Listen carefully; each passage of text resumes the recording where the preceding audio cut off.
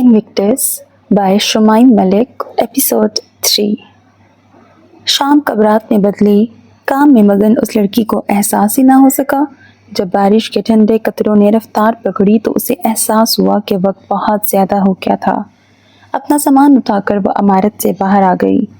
हमेशा की तरह आज भी वो छतरी लाना भूल गई थी, वो सुरमई रंग की छतरी जो उसे उस रात बारिश में अरहम ने दी थी। उसके घर में उसके कमरे के दरवाजे के साथ ज़मीन पर ही पड़ी रह गई थी। उस दिन की तरह गाड़ी तो वो आज भी नहीं लाई थी। गाड़ी का कुछ काम था, इसलिए उसने उसे मैकेनिक के यहाँ खड़ा कर दिया था।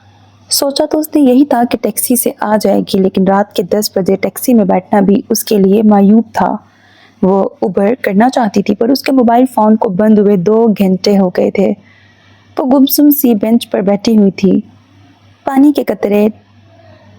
पानी के ठंडे ठार कतरे उसे कांपने पर मजबूर कर रहे थे। उसे यकीन था कि अगर 2 मिनट और इधर बैठेगी तो यकीनन बीमार पड़ जाएगी। वो बेंच से उठी ताकि वापस इमारत में जाकर किसी का फ़ोन ले सके। उसने एक सड़क पार की, दूसरी सड़क पर पहुंची तो फुटपाथ के पास खड़ी हो गई। आती जाती गाड़ियों की रफ्तार सड़क से उड़ते पानी के छींटों को उसके कपड़ों पर गिरा रही थी। आज ही उसने नया सूट पहना था और आज ही इस सूट का सत्यानाश हो गया था। उसने दिल में सोचा। दाएं और बाएं जानिब देखकर जब उसने किसी भी गाड़ी को अपनी तरफ आते ना पाया तो बहुत हिम्मत करके एक कदम आगे बढ़ाया। फिर उसे एक तेज़ रफ्तार बाइक की अपनी जानिब बढ़ने की आवाज़ आई और सारी आवाज़ें बंद हो गईं। उसने चेहरा मोड़कर उधर देखा जहां से वो बाइक आ रही थी। उसको इतनी भी फुर्सत ना मिली कि चीख मार सकती। उसने आंखें मीच लीं, लेकिन कोई तसादुम ना हुआ। कुछ लम्हों के ताक़ुब के बाद उसने आंखें खोलीं तो उसकी आंखें सुरमई आंखों से टकराईं। स्याह बाल माथे पर हमेशा की तरह बिखरे हुए थे और चेहरे पर स्याह रंग का हेलमेट पहन रखा था। उसने बाइक ऐन उसके सामने लाकर रोक दी। अशफा का दिल चाहा कुछ उठाकर उसके सर पे दे मारे। रुक क्यों गई? सामने आकर खड़ी हो जाओ। एक मेरी ही बाइक मिली है तुम्हें अपनी जान देने के लिए? तेज़ बारिश में उसकी आवाज़ उसे मज़ीद कांपने पर मजबूर कर गई थी। लोग लफ्ज़ों से फूल झाड़ते थे और ये था कि पत्थर मारता था। वो सोच कर रह गई। फिर जैसे अलमीर को कुछ सूझा और उसने अपनी बाइक के साथ लगी छतरी उस तक बढ़ाई। वो सड़क के किनारे खड़े थे, इसलिए आने जाने वाली गाड़ियों के लिए दुश्वारी का सबब नहीं बन रहे थे। अशफा ने पहले उसकी तरफ देखा, फिर उसके हाथ की तरफ देखा जिसमें हूबहू वैसी ही सुरमई रंग की छतरी थी जो 2 हफ्ते पहले उसे अरहम ने ला कर दी थी। उसने चुपचाप उसके हाथ से छतरी ले ली और खोल कर अपने ऊपर कर ली। एक दफ़ा बस कपकपाहट ख़त्म हो जाए फिर बताती हूँ मैं इनको, दिल में सोचा। अब जाओ, सड़क पार करो जल्दी से, मैं देख रहा हूँ।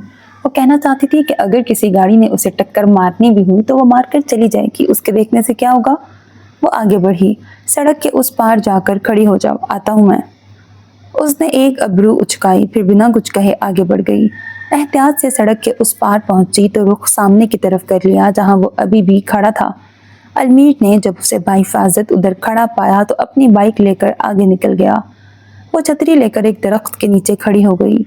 करीब 10 मिनट गुजर चुके थे, लेकिन अलमीर खलील का नामो निशान भी नहीं था। हर गुजरते सेकंड के साथ उसके सब्र का पैमाना लबरेज हो रहा था। वो चेहरे के ज़ाविये बिगाड़ती हुई अपने पैरों पर मुड़ी के इमारत तक जा सके कि इतने में स्याह रंग की एक गाड़ी उसके पास आकर रुक गई। उसने गौर किया तो अलमीर खलील को उसमें बैठे पाया। अलमीर ने हाथ से उसे गाड़ी में बैठने का इशारा किया। वो मुस्कुराई, फिर छोटे छोटे कदम उठाती गाड़ी के अंदर बैठ गई। छतरी उसने पिछली सीट पर रख दी और खुद नज़रें सामने मरकूज कर लीं। यहाँ से उसका घर 40 मिनट के फासले पर था। 20 मिनट का फासला खामोशी से कटा। ना अशफा कुछ बोली, ना अलमीर ने कुछ कहा। जब खामोशी अशफा के असाब पर असर डालने लगी तो वो तंग पड़ी। आलिया कैसी है? फिज़ा में फैला तनाव कुछ कम हुआ। अलमीर ने चेहरा हल्का सा मोड़कर नज़र साथ बैठी लड़की पर डाली। ठीक है। और वह आज? अलमीर ने स्टीयरिंग व्हील पर रखे एक हाथ से गाड़ी मोड़ी, दूसरे हाथ से माथे पर बिखरे बाल हटाए। ठीक है वो भी। वो कुछ लम्हे उस शख्स को यूं ही तकती रही। वो पूछना चाहती थी कि वो खुद कैसा है, लेकिन उसे ये खामोशी कुछ बोलने नहीं दे रही थी। महवीन कैसी है? अशफा ने चौंक कर उसकी तरफ देखा। ठीक है। और तुम? फिज़ा में कुछ तब्दीली आ गई। अशफा ने पहलू बदला। اس کا دل اتنی زور سے دھڑک رہا تھا کہ اس کی آواز اس کے کانوں تک آ رہی تھی۔ وہ آج اتنے سالوں بعد اس سے ہوتی اس گفتگو کو طول دے رہا تھا۔ میں کیا؟ کچھ نہیں۔ وہ منہ ہی منہ میں بڑبڑایا تو اشفا نے گھور کر اسے دیکھا، پھر اس نے اپنا سر جھٹکا۔ اگلے 10 منٹ بھی سناٹے کی نظر ہو گئے۔ اشفا نے اپنا سر سیٹ کے ساتھ ٹکا لیا۔ وہ بہت تھک چکی تھی۔ اس نے ایک مرتبہ پھر اپنا رخ اس کی طرف کر لیا۔ رمیش جابر ایک ASP ہو کر کسی کا قتل کیسے کر سکتا ہے؟ وہ اچھے سے جانتی تھی کہ المیر اسے ٹھیک سا جواب نہیں دے گا، پر وہ خود کو روک نہ سکی۔ جیسے سب کرتے ہیں۔ اشفا نے برا سا منہ بنایا۔ یہ اتنا کم کیوں بولتا تھا؟ ایسے لگتا تھا جیسے اس کے گلے میں فلٹر فٹ کیے گئے تھے تاکہ لمبے جملے ادا نہ ہو پائیں۔ گاڑی گھر کے پاس پہنچ گئی تھی۔ اس نے جھٹکے سے گاڑی روکی، چہرہ سامنے ہی رکھا۔ آپ کا مجھ سے کوئی کام ہے؟ المیر نے اس کی طرف دیکھا۔ مجھے تم سے کیوں کام ہوگا؟ اس نے کندھے اچکائے۔ اتنے سالوں میں پہلے تو کبھی آپ کو مجھے گھر ڈراپ کرنے کا خیال نہیں آیا، اور بات بھی صحیح تھی۔ تم بھول رہی ہو، میں تمہیں پہلے بھی گھر اتار چکا ہوں۔ اشفا گہری سوچ میں پڑ گئی کہ جب اسے اچانک یاد آیا کہ وہ سچ کہہ رہا تھا، کچھ دن پہلے تو اس نے اشفا کو طوفانی بارش میں گھر چھوڑا تھا۔ اوہ! اس کی زبان سے یہی نکل پایا، ہاں جی، اوہ! اسی کے لہجے میں کہا تو اشفا نے اسے گور کے دیکھا، پھر بنا کچھ بولے اس نے پچھلی سیٹ سے اس کی سرمئی چھتری اٹھائی اور گاڑی کا دروازہ کھول کر باہر نکل گئی۔ وہ اس سے کہنا چاہتا تھا کہ چھتری تو کم از کم چھوڑ جائے، لیکن پھر وہ چپ کر گیا۔ پہلے والی بھی اسی کے پاس تھی اور اب دوسری پر بھی اس نے قبضہ کر لیا تھا۔ قبضہ گروپ کہیں کی، اس نے دل میں سوچا، پھر گاڑی اپنی منزل کی جانب دوڑا دی۔ وہ 4 لوگ ایک تنگ سے کمرے میں بیٹھے ہوئے تھے۔ کمرے کے داخلی دروازے کے سامنے موجود دیوار پر ایک بڑی سی LCD لگی ہوئی تھی جس پر GPS کھلا تھا۔ ایجنٹ 11 ٹانگ پہ ٹانگ رکھے کرسی سے اپنی پشت ٹکائے بیٹھا تھا۔ اس کے سامنے ہی 3 کرسیاں رکھی تھیں جن پر وہ 3 لوگ براجمان تھے۔ ایجنٹ 11 کے ایک ہاتھ میں رومال تھا اور دوسرے ہاتھ میں گن تھی جسے وہ صاف کر رہا تھا۔ رمیش جابر کو فریم کرنا تو بہت آسان نکلا۔ ایجنٹ 7 نے گفتگو کا آغاز کیا۔ گن صاف کرتے اس کے ہاتھ تھمے۔ کوئی بھی کام آسان نہیں ہوتا، کام کرنے کا طریقہ اس کو آسان بناتا ہے۔ سب نے ایک ساتھ سر اسپات میں ہلایا۔ آپ نے بہت صفائی سے اسے اس کے انجام تک پہنچا دیا، لیکن اگر کسی نے اس کی بیل کروا دی تو؟ ایجنٹ 4 نے اپنے شبہات کو اس کی نظر کرنا ضروری سمجھا۔ تم میرے کام کرنے کے طریقے کو شک کی نگاہ سے دیکھ رہے ہو کیا؟ گرجدار آواز نے اسے تھوک نگلنے پر مجبور کر دیا۔ نہیں، اس نے ہڑبڑاہٹ کا شکار ہوتے سر نفی میں ہلایا۔ گڈ، ابھی ایسا کوئی انسان پیدا نہیں ہوا جو میری جیت کو ہار میں بدل دے۔ رمیز کو کسی نہ کسی طریقے سے ایک نہ ایک دن اپنے انجام کو تو پہنچنا ہی تھا۔ پولیس کے حوالے کرنے کے علاوہ کون سا دوسرا طریقہ اپنایا جا سکتا تھا؟ ایجنٹ 1 کچھ آگے کو ہوا۔ موت۔ دوسرا طریقہ صرف موت ہوتا، پر میں نے ایسا نہیں کیا۔ میں ایک کیلکولیٹڈ انسان ہوں، اس لیے مجھے ہر چیز اپنے حساب سے اور ٹھیک وقت پر ہی اچھی لگتی ہے۔ اس نے سیاہ رومال اپنی جیب میں رکھا اور گن کچھ فاصلے پر موجود میز پر رکھ دی۔ وہ دھیرے دھیرے استادہ ہوا، اپنے پیروں پر مڑا اور LCD تک آیا۔ اسکرین پر دکھتے GPS پر بآسانی 2 سرخ نشان دیکھے جا سکتے تھے۔ اس نے اس پر بنے ان میں سے ایک سرخ نشان پر شہادت کی انگلی رکھی۔ یہ نشان ہمیں المیر خلیل کا پتہ بتائے گا، یہ اس کی بائک کی لوکیشن سے آگاہ کرے گا، اور یہ، اس نے انگلی لے جا کر دوسرے نشان پر رکھی جو اس سے کچھ ہی فاصلے پر تھی، ہمیں اس کی گاڑی کی لوکیشن بتائے گا۔ پھر وہ آگے اپنی کرسی پہ بیٹھ گیا۔ رمیش جابر سلاخوں کے پیچھے ہے، یہ بات اس تک پہنچ تو گئی ہی ہوگی۔ اب آہستہ آہستہ اس کے سہولت کار غائب ہوں گے، یا تو اس ملک سے یا پھر اس عالم فانی سے۔ وہ جیسے جیسے قدم اٹھائے گا اتنا ہی اپنے وجود کو زمین کے اندر دھنسا ہوا پائے گا۔ ہم اس کی ہر چال ناکام بنا دیں گے، پر آنکھیں ایک جگہ مرکوز کر لیں۔ المیر خلیل پر نظر رکھنا، وہ اس کے بے حد قریب ہے۔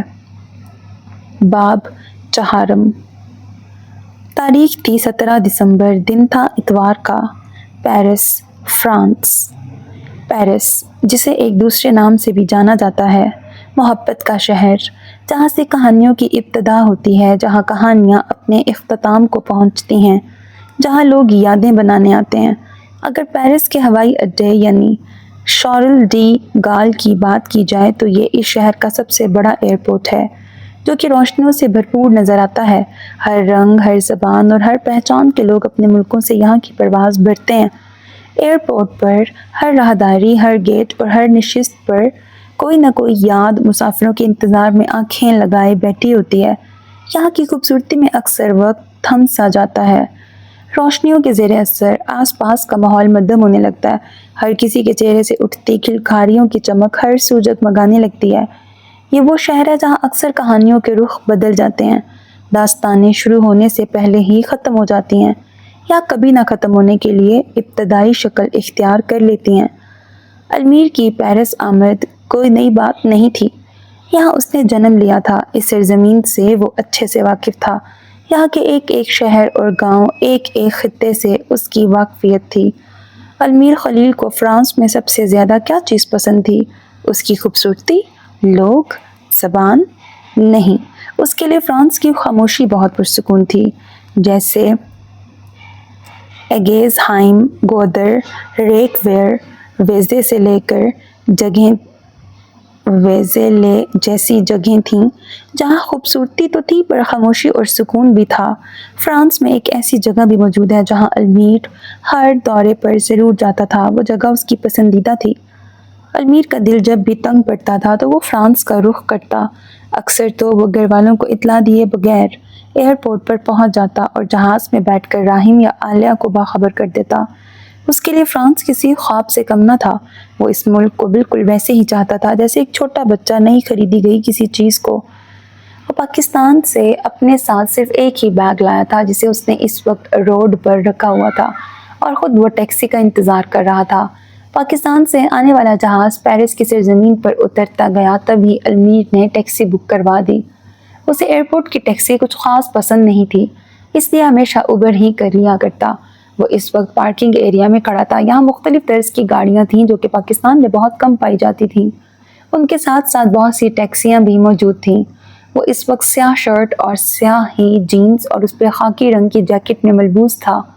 دوسری طرف اپنی سرمئی آنکھوں پر سیاہ رنگ کا چشمہ اور کلائی میں سیاہ رنگ کی گھڑی پہنے ہوئے تھا۔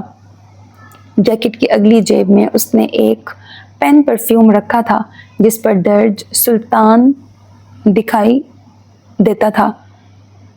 ایسے کئی پرفیومز اسے راہیم کی نانی ادا بیگم نے تحفے میں دیے۔ اسے اس کی خوشبو سب سے الگ لگتی تھی، اس لیے وہ کہیں بھی جاتا تو اس کو ساتھ لے کر جانا نہ بھولتا۔ پیرس کی کھلی اور خوشنما فضا میں المیر کو سکون کا سانس آ رہا تھا۔ فرانس میں وہ صرف المیر تھا، ایک چھوٹا سا بچہ جس نے آنکھ کھولتے ہی اسی ملک کو دیکھا۔ یہاں وہ صرف ایک مسافر تھا، ایک ایسا مسافر جو کہ منزل کی تلاش میں نہیں تھا۔ اکثر تو وہ پیرس کی سڑکوں پر رکھی کرسیوں پر گھنٹوں بیٹھا رہتا۔ فرانس کی زبان فرینچ تو اسے آتی ہی تھی، اس لیے جب بھی وہ یہاں بیٹھتا ایک عدد اخبار بھی پڑھ ہی لیتا تھا۔ فرانس کے شہریوں کے بارے میں ایک بات بہت مشہور ہے کہ وہ ناخوشگوار لوگ ہیں، اور اس بات سے المیر 100% سہمتی رکھتا تھا۔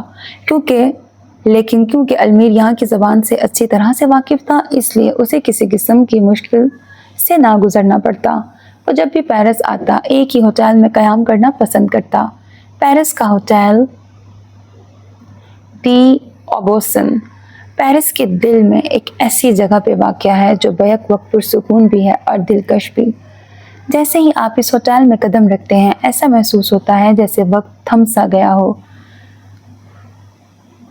17ویں صدی کی ایک خوبصورت حویلی جو اب ایک شاندار ہوٹل کا روپ دھار چکی ہے۔ لکڑی کی پرانی چھتیں، آتش دان اور خاموش راہداریاں آپ کو ایک الگ ہی جہاں کی سیر کرواتی ہیں۔ یہاں کا ماحول نہایت پرسکون ہے، جیسے خاص طور پر ان لوگوں کے لیے ڈیزائن کیا گیا ہو جو شور سے دور آرام دہ وقت گزارنا چاہتے ہیں۔ کمروں کی سادگی اور نفاست میں ایک خاص انداز ہے، نہ بہت زیادہ نہ بہت کم، بس جتنا ہونا چاہیے بالکل ویسا۔ اگر صبح کی دھوپ میں آپ اندرونی صحن کورٹ یارڈ میں بیٹھ کر کافی پینا چاہیں یا شام کو جاز بار میں ہلکی موسیقی کے ساتھ وقت گزارنے کا دل چاہے تو ہر لمحہ ایک یادگار تجربہ بن جاتا ہے۔ یہ ہوٹل ان لوگوں کے لیے ہے جو صرف پیرس دیکھتے نہیں محسوس کرنے آتے ہیں۔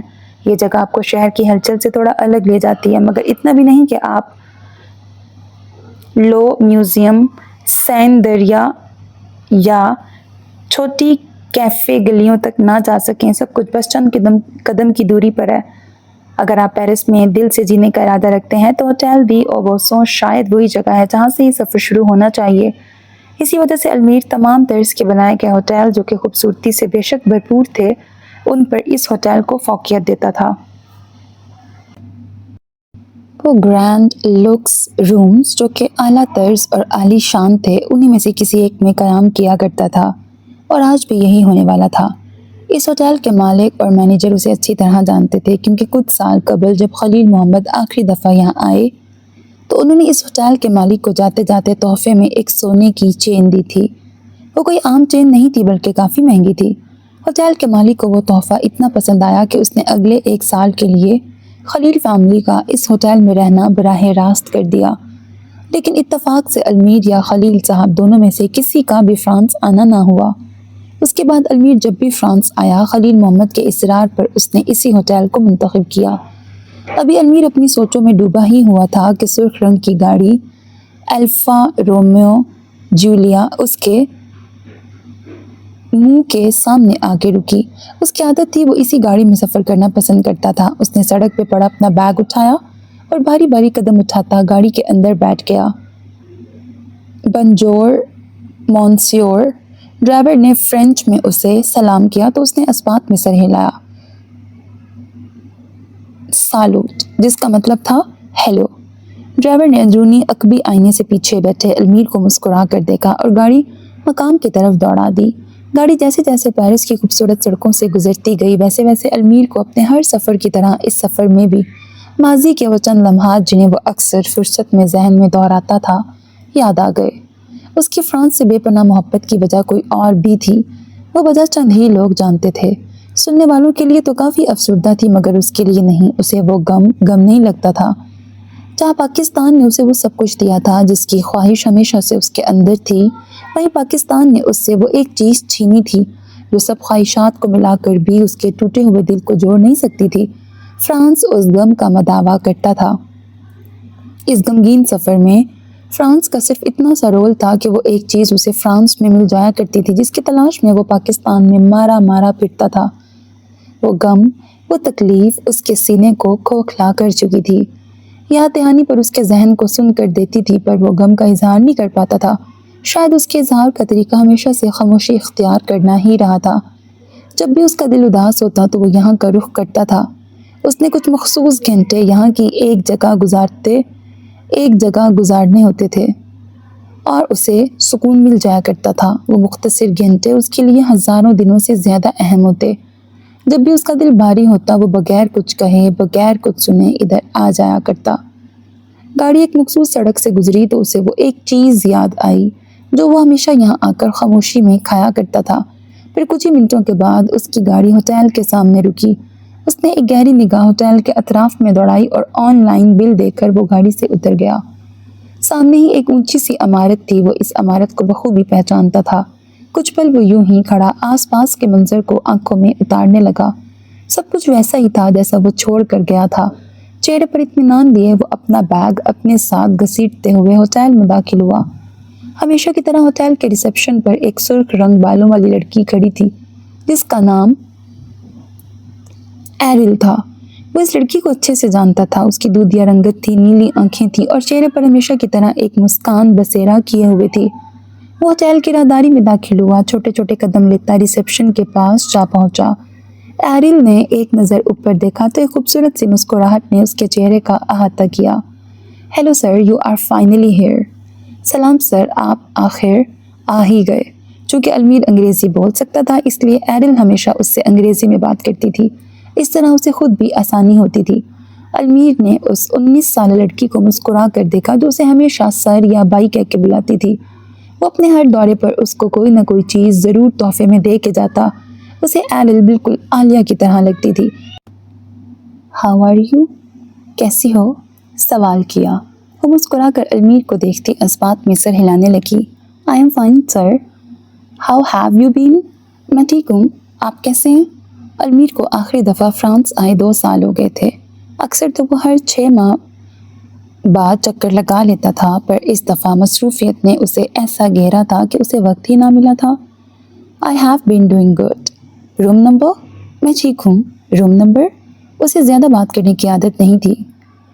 ایرل اس بات سے واقف تھے۔ اس نے ایک پل بھی ضائع کیے بغیر کمرے کی چابی المیر خلیل کو تھما دی جس پر روم نمبر 17 لکھا ہوا تھا۔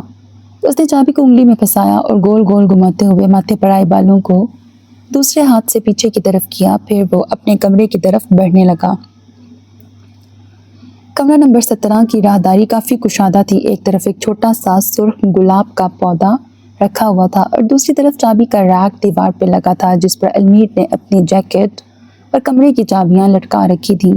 اب کمرے میں داخل ہوں تو دائیں طرف دیوار پر ایک سنہرے فریم کا شیشہ اور بالکل اس کے سامنے ایک بیڈ رکھا ہوا نظر آتا ہے۔ بیڈ کی دونوں طرف 2 کرسیاں بھی موجود ہیں۔ کمرہ کافی کشادہ اور سفید پینٹ میں سجا ہوا تھا۔ کمرے میں ایک اور کمرہ بھی تھا جو کہ باورچی خانہ تھا۔ اس کی کچھ ہی دوری پر باتھ روم تھا۔ وہاں ایک طرف ٹی وی تھا اور ایک طرف کمپیوٹر ٹیبل پر کمپیوٹر رکھا تھا۔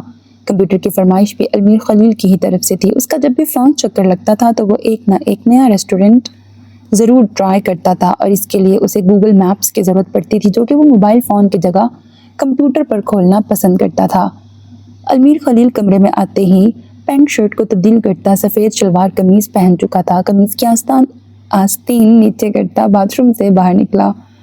وہ وضو کر کے نماز پڑھنے کی غرض سے جائے نماز بچھا گیا۔ نماز کی نیت کرتے اس نے ہاتھ باندھے اور اللہ اکبر کے لیے ہاتھ بلند کرتا وہ نماز میں مشغول ہو گیا۔ چاہے کتنی بھی سخت ڈیوٹی کیوں نہ ہوتی، المیر خلیل نماز نہیں چھوڑتا تھا۔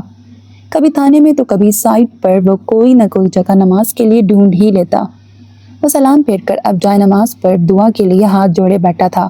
کچھ وقت کے لیے کمرے میں خاموشی چھا گئی، بس گھڑی کی چلتی سوئیوں کی آوازیں کمرے میں قائم ہوئے خول کو توڑ رہی تھیں۔ ہر گزرتے لمحے کے ساتھ اس کی دعا طویل ہوتی جا رہی تھی۔ اکثر تو وہ فراغت میں بیٹھا یہی سوچا کرتا تھا کہ وہ خدا سے کیا مانگے۔ سب کچھ تو تھا اس کے پاس، دنیا کی ہر آسائش جس کی چاہ ایک شخص کو ہوتی ہے وہ اس کے پاس موجود تھی۔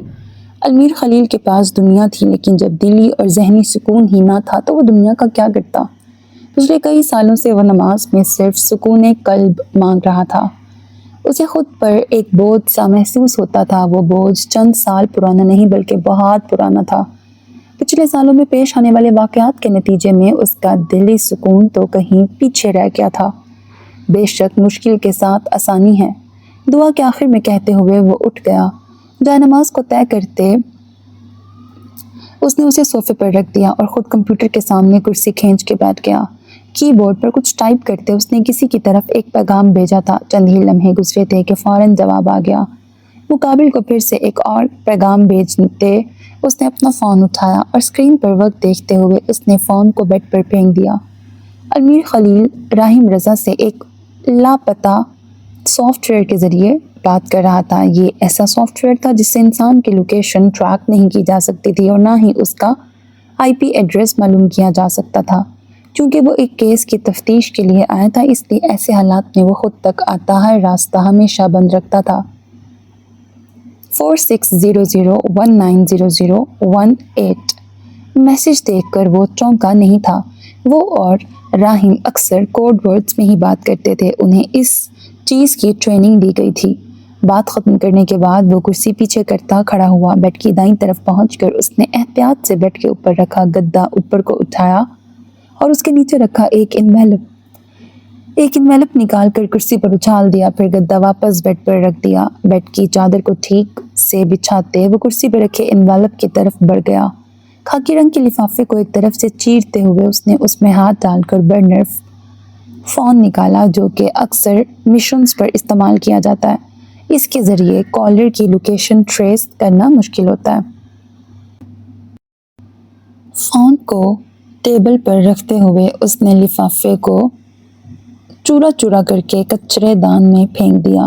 ایک نظر پورے کمرے میں دوڑاتے ہوئے وہ بیڈ پر ایک طرف لیٹ گیا، ایک بازو سر کے نیچے رکھا اور دوسرے سے ماتھے کو مسلتے ہوئے وہ تھکن سے آنکھیں موند گیا۔ پاکستان کے شہر اسلام آباد میں اس وقت رات کے 2 بج رہے تھے۔ یہ منظر تھا ایک ایسی جگہ کا جہاں ایک میز رکھی ہوئی تھی اور میز کے اوپر ایک لیپ ٹاپ کھلا پڑا تھا۔ لیپ ٹاپ کے نزدیک ایک تھرمس رکھی ہوئی تھی جس میں بلیک کافی موجود تھی اور ساتھ میں ایک سبز رنگ کا درمیانے سائز کا کپ۔ لیپ ٹاپ پر مسلسل چلتی اس کی انگلیاں کچھ پل کو تھم گئیں، سبز آنکھیں ایک تصویر پر جا ٹھہری تھیں۔ اس نے آج سے پہلے اس لڑکی کو نہیں دیکھا تھا۔ کیا یہ اشفا امین کی رشتہ دار تھی یا اس کی بہن تھی؟ نہیں، بہن کیسے ہو سکتی ہے؟ اشفا تو اکلوتی بیٹی ہے نا؟ اور یہ لڑکی اشفا سے کتنی مختلف تھی، پھر بہن کیسے ہو سکتی تھی؟ اشفا کی پروفائل پر لگی تصویر جس میں وہ ایک لڑکی کو گلے لگائے کھڑی تھی راہم کو سوچ میں ڈال چکی تھی۔ کتنے ہی سالوں سے وہ اشفا کو جانتا تھا۔ المیر اور اشفا کی لڑائیاں آج سے کئی سال پہلے بھی ہوا کرتی تھیں اور کچھ مہینوں سے تو دونوں طرف سے امن تھا۔ وہ اشفا کو اکثر آتے جاتے دیکھا کرتا تھا۔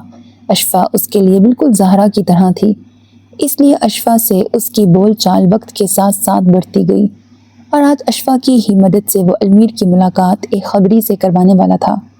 اتنے سالوں سے اشفا کو اچھے سے جاننے کے باوجود راہم رضا اس کے بارے میں کچھ نہیں جانتا تھا۔ اسے بہت حیرت ہوئی تھی۔ اشفا امین تھی تو ایک معمولی سی صحافی، پر اس کے تعلقات ایسے لوگوں سے تھے جن کو ہر پل کی خبر ہوا کرتی تھی۔ کس وقت کس جگہ کیا واقعہ پیش آیا وہ یہ سب کچھ جانتے تھے اور ان کے ذریعے اشفا امین بآسانی کرائم سینز پر پہنچ جایا کرتی تھی۔ راہم بہت سے کیسز میں اشفا سے مدد لے چکا تھا جس کی خبر آج تک المیر کو نہ ہو پائی تھی۔ راہم نے بس ایک ہی کیس میں اشفا سے لی گئی مدد سے المیر کو آگاہ کیا تھا اور وہ دن تھا اور آج کا دن تھا۔ راہم رضا نے دوبارہ المیر کے سامنے اشفا سے لی گئی مدد کا ذکر بھی نہ کیا تھا۔ ایک گہرا سانس لیتے ہوئے اس نے المیر کو ایک میسج چھوڑا۔ وہ المیر کو اس بات سے آگاہ کر چکا تھا کہ خبری اپنی بتائی ہوئی جگہ پر پہنچ چکا ہے۔ مقابل نے آگے سے اوکے لکھا۔ وہ صبح 6 بجے سے جاگ رہا تھا اور اب تو اس کا بس نہیں چل رہا تھا کہ اچھل کر بیڈ پہ سو جائے کہ اگلے 2 دن بھی سویا رہے۔ فرانس۔ المیر خلیل راہم کی بتائی ہوئی جگہ پہ ٹھیک 11 بجے موجود تھا۔ حالانکہ راہم کو المیر سے ملاقات کے لیے خبری نے کل کا وقت دیا تھا، لیکن جب المیر خلیل اپنے کمرے میں سکون کی نیند سو رہا تھا تبھی راہم کا میسج آیا کہ ولیم یعنی خبری نے ملاقات کے اوقات میں تبدیلی کر دی تھی۔ المیر کو غصہ تو بہت آیا تھا کیونکہ اسے نیند پوری کیے بغیر کام کرنا زہر کی طرح لگتا تھا۔ البتہ وہ چپ چاپ ملاقات کی غرض سے جلدی جلدی کیب بک کرواتا 6 گھنٹے کے بعد روکا مادور پہنچ پایا تھا۔ یہ سب اتنی جلدی میں ہوا کہ المیر خلیل کی نیند مکمل طور پر غائب ہو گئی تھی۔ چائے پیے بغیر تو اس کا دن نہیں نکلتا تھا اور سو کر اٹھنے کے بعد سب سے پہلے اسے چائے کی طلب ہوتی تھی۔ لیکن آج معمول سے ہٹ کر اس کی زندگی میں پہلی دفعہ ایسے واقعات انجام پا رہے تھے۔ وہ اس وقت پلازا دی لا کاریٹا کی بیرونی جگہ پر موجود تھا۔ وہ ایک بھوری رنگ کی بینچ پہ بیٹھا ہوا تھا۔ بھوری شرٹ اور سفید جینس میں ملبوس المیر خلیل مسلسل ہاتھ میں پکڑے اخبار کو ٹک ٹکی باندھے دیکھ رہا تھا۔ آس پاس موجود لوگوں کے لیے وہ اخبار پڑھنے میں مصروف تھا، لیکن یہ بات المیر ہی جانتا تھا کہ اس وقت فرینچ زبان میں پبلش ہوئی اس اخبار کو پڑھنے میں اس کو بالکل بھی دلچسپی نہیں تھی۔ اطراف میں لگی اسٹریٹ لائٹس کافی حد تک روشنی میسر کر رہی تھیں، لیکن وہ کسی بھی شخص کا چہرہ ٹھیک سے نہیں دیکھ پا رہا تھا۔ جب اگلے 5 منٹ تک بھی کوئی سگنل نہ ملا تو المیر خلیل نے اپنی جیب سے برنر فون نکالا اور ولیم کو ایک مسڈ کال دی۔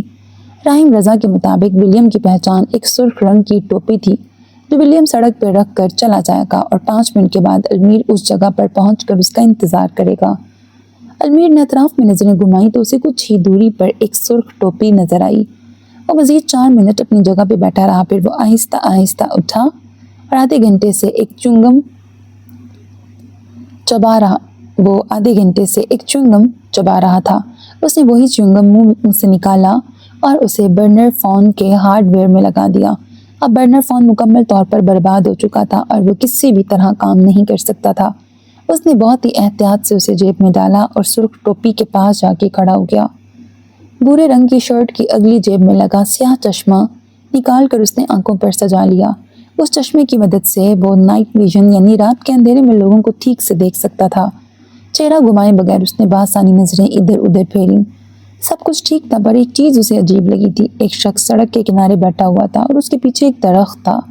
ایک عام انسان کو اس کے اس انداز میں کچھ بھی عجیب نہ لگتا، پر چونکہ یہ کام المیر خلیل انجام دے رہا تھا اس لیے اسے اس آدمی کی موجودگی کافی حد تک شک میں مبتلا کر چکی تھی۔ اب سوال یہ تھا کہ اسے کیسے اندازہ ہوا تھا کہ وہ آدمی مشکوک ہے۔ المیر خلیل نے اس بات کا اندازہ اس طرح سے لگایا تھا کہ وہ آدمی درخت کے نیچے بیٹھا ہوا تھا۔ لوگ اکثر درخت کے نیچے تبھی بیٹھتے ہیں جب کڑکتی دھوپ ان کے چہرے پر پڑتی ہے، لیکن ادھر تو رات کے 11 بج رہے تھے۔ رات کے اس پہر اس آدمی کے لیے الگ سے سورج نکلتا تھا کیا؟ دوسری عجیب بات جو المیر کے شک کو یقین میں بدل چکی تھی، وہ اس آدمی کی کلائیوں میں موجود 5 سے 6 کلائی بند تھے۔ دونوں ہاتھوں کی انگلیوں میں 3 انگوٹھیاں بھی موجود تھیں۔ المیر اس بات سے اچھے سے واقف تھا کہ فرانس کے شہری کلائی میں ایک عدد گھڑی کے علاوہ کچھ بھی پہننا پسند نہیں کرتے۔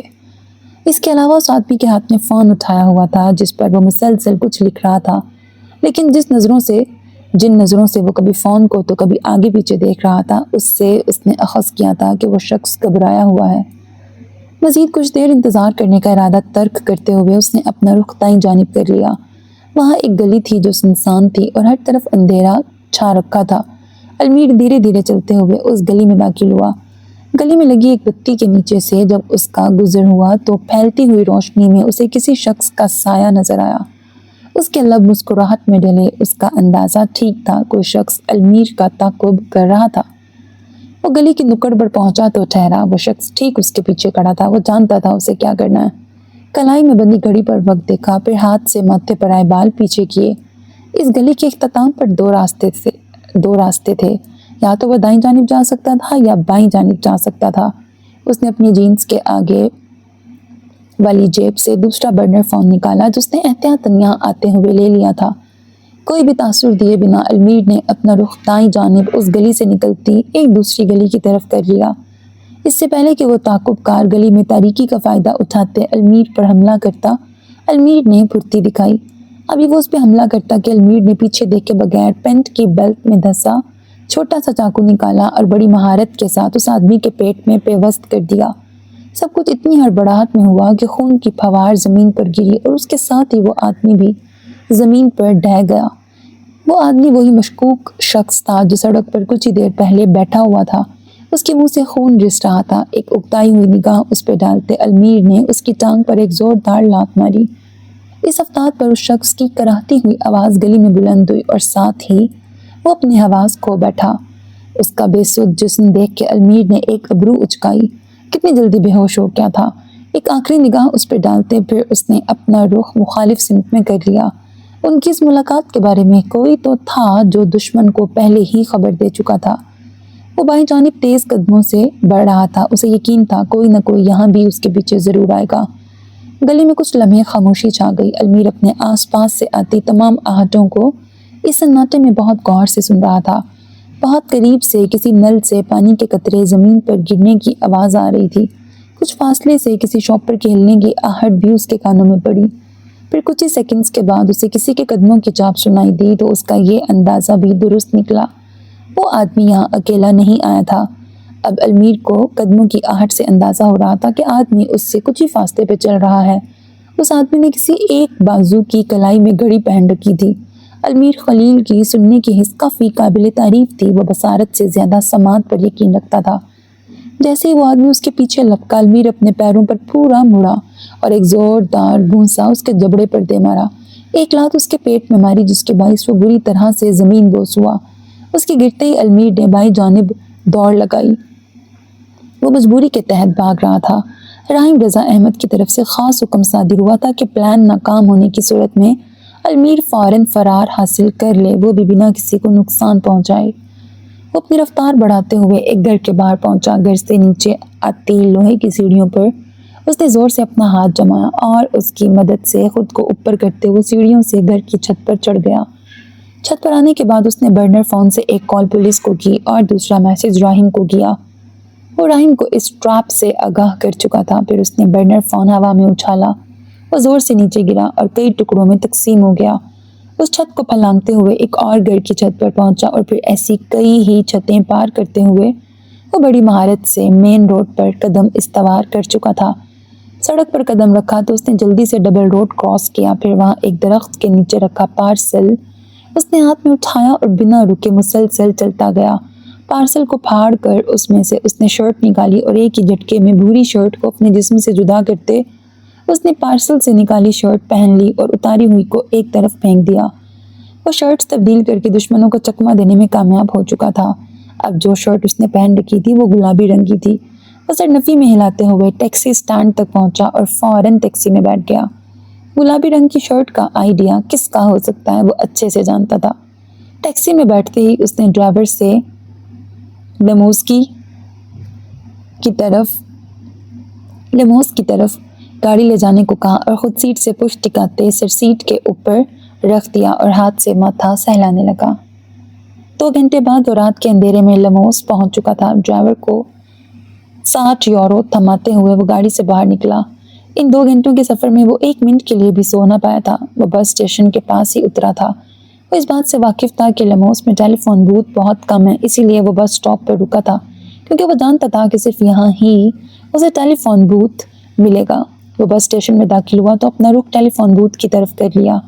टेलीफोन बूथ का दरवाज़ा खोल के अंदर गया। उसने 1 सेंट डाला और टेलीफोन कान से लगा लिया। एक नंबर मिलाया और आगे पीछे देखने लगा।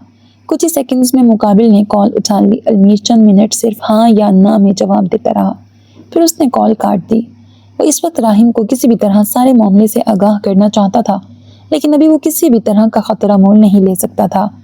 चंद सेकंड्स वो यूं ही बुत बना खड़ा रहा, फिर उसने एक और नंबर मिलाया और मिलाकर छोड़ दिया। वो नंबर एक कॉफ़ी शॉप का था। वो कॉफ़ी शॉप पेरिस में ही वाक़या थी।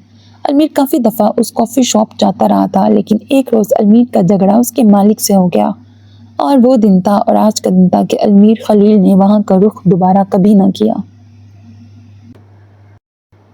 टेलीफोन पर कॉफ़ी शॉप का नंबर मिलाने की भी वजह यही थी कि अगर अलमीर के यहाँ से निकलने के बाद उसका पीछा करते हुए कोई आए तो आखिरी दफ़ा डायल किया हुआ नंबर गलत निकले और वो गुमराह हो जाए।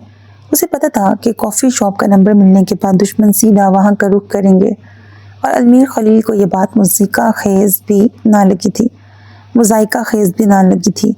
अगर इस चक्कर में शॉप के मालिक की थोड़ी सी धुलाई हो भी गई तो इसमें आधे कस्टमर्स का भला ही होगा। एक तबस्सुम मुस्कुराहट ने उसके लबों को छुआ। वो पीछे को मुड़ता चुपचाप टेलीफोन बूथ से बाहर निकल गया। अब अगले दिन का आगाज़ हो गया था। तारीख 18 दिसंबर थी और मौसम नहायत खुशगवार था। अलमीर कुछ फासले पर जा ठहरा। वो अब सोच रहा था कि पहले कुछ खा ले या पहले आराम कर ले। भूख तो उसको काफ़ी घंटों से लगी हुई थी और अभी पेरिस पहुंचने के लिए उसे मज़ीद कुछ घंटों का सफ़र करना था। क़याम करने के ख्याल को उसने जहन से निकाल दिया। वो जानता था इस शहर में सबसे अच्छा खाना कहाँ मिलता है, लेकिन वो फिर भी लेमोस के एक छोटे से इलाके में जाने का जहन बना चुका था। वो अपने होटल रूम में वापस आया तो सुबह हो चुकी थी।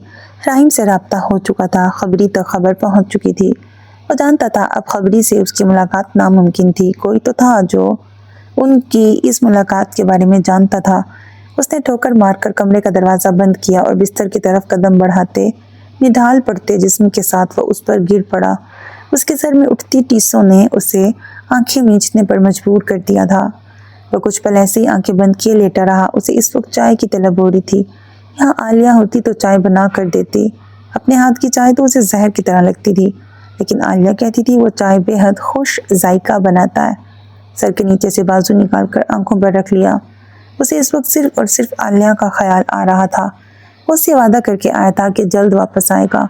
उसने तो उसे लाहौर ले जाने का भी वादा कर रखा था, पर क्या करता, काम में इतना मसरूफ़ वो शायद ही कभी हुआ था जितना इन दिनों कामों ने उसे घेर रखा था। वो लेटे हुए अभी यही सोच रहा था कि कल या परसों की फ़्लाइट से पाकिस्तान वापस चला जाए, जब उसका फ़ोन बजने लगा। आंखों पर से बाजू हटाया और सर थोड़ा ऊपर को उठाते पास पड़े फ़ोन की स्क्रीन पर जगमगाता राहिम रज़ा अहमद का नाम देखा। वो अपना ज़ाती फ़ोन कमरे में ही छोड़ गया था। उसने सर वापस से बिस्तर पर रखते हुए फ़ोन उठाया और कान से लगा लिया। उन्होंने उठाई हमारी कॉल। खुदा की कुदरत, कभी हम खुद को देखते हैं, कभी अपने फ़ोन को।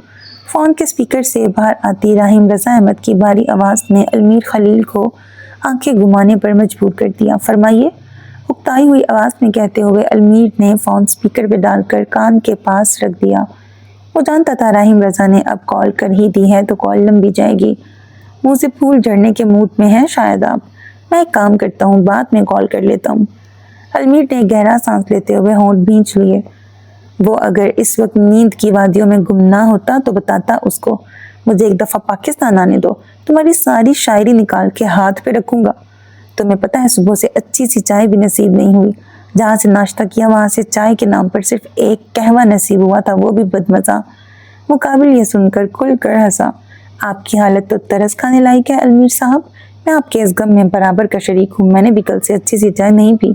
اس نے آواز میں ٹھہراؤ لاتے ہوئے جواب دیا تو المیر ایک ٹھنڈی آہ بھرتے رہ گیا۔ جناب آپ کے لیے اسپیشل چائے لے کے آؤں گا، مجھے آنے دو بس آپ ایک دفعہ، اس نے تنزن کہا تو راہم دوبارہ ہنسنے لگا۔ کب آ رہے ہیں آپ پھر؟ اس نے سنجیدگی سے پوچھا۔ آج کچھ ہی دیر میں باربیزون کے لیے نکلوں گا اور کل کی فلائٹ سے پاکستان میں لینڈ کروں گا۔ اس نے جمائی لی۔ اتنی جلدی بھی کیا ہے، مجھے لگا تم کچھ دن ادھر ہی رہو گے۔ اسے حیرت ہوئی۔ ارادہ تو یہی تھا، پر وہ کچھ پل کے لیے خاموش ہو گیا۔ میں واپس آنا چاہتا ہوں عالیہ کے لیے، میں نے اس سے وعدہ کیا تھا کہ اسے لاہور لے کے جاؤں گا۔ اور جمال کی بیٹیوں کا کیس؟ ایک ہفتے کی ہی تو بات ہے، عالیہ کے لیے تو میں یہ نوکری بھی چھوڑ سکتا ہوں، یہ تو پھر صرف ایک کیس ہے۔ میں پریٹینڈ کروں گا کہ میں نے یہ بات بالکل بھی نہیں سنی، لیکن ٹھیک ہے، میری بھی عالیہ سے کچھ دنوں سے ملاقات نہیں ہو پائی۔ اپنی بیوی کو دیکھے زمانہ ہو گیا، کل تمہیں ایئرپورٹ سے لے کے تمہارے گھر ساتھ ہی چلوں گا اس سے ملنے۔ ہاں کیوں نہیں، پھر اس کے سامنے ہی آپ کی حوصلہ افزائی بھی کر لوں گا، اس نے کہا۔ راہم زور سے ہنسا۔ سسرال میں میری بہت عزت ہے۔ المیر اس کی بات پہ مسکرایا۔ ہاں جانتا ہوں۔ المیر ایک بات پوچھوں؟ کچھ سیکنڈز گزرے تو راہم نے دوبارہ اسے مخاطب کیا۔ وہ خوش ہے نا؟ اس کے سوال کو سمجھنے کے لیے اسے ایک سیکنڈ بھی نہ لگا تھا۔ المیر چند لمحے خاموش رہا۔ اسے سمجھ نہ آیا کہ راہم کو کیا جواب دے۔ وہ اچھے سے اس بات سے واقف تھا کہ جب سے عالیہ اور راہم اس بندھن میں بندھے تھے، تب سے ہی عالیہ نے کوئی خاص دلچسپی نہیں دکھائی تھی۔ وہ راہم کے ذکر پر ایسے مسکراتی تھی جیسے دکھاوا کر رہی ہو۔ وہ نہیں جانتا تھا کہ آخر اس بات میں کتنی سچائی تھی۔ اسے لگتا تھا شاید عالیہ سچ میں خوش ہو پر کہتی نہ ہو۔ وہ جانتا تھا اس کی بہن شرمیلی ہے، اس لیے اس نے اس طرف سے ہمیشہ بے فکر رہنے کو ترجیح دی۔ لیکن اب المیر کے خیالات بدل گئے تھے۔ عالیہ کا بدلتا ہوا رویہ المیر کو الجھن میں ڈال رہا تھا۔ وہ اس سے اکثر باتوں ہی باتوں میں اس کی مرضی پوچھتا تھا، لیکن وہ ہمیشہ میں خوش ہوں کہہ دیتی تھی۔ پچھلے کئی مہینوں سے عالیہ کا زرد پڑتا رنگ اسے پریشانی میں ڈالے ہوئے تھا۔ وہ جانتا تھا عالیہ کے عجیب برتاؤ کے پیچھے کوئی وجہ ضرور تھی۔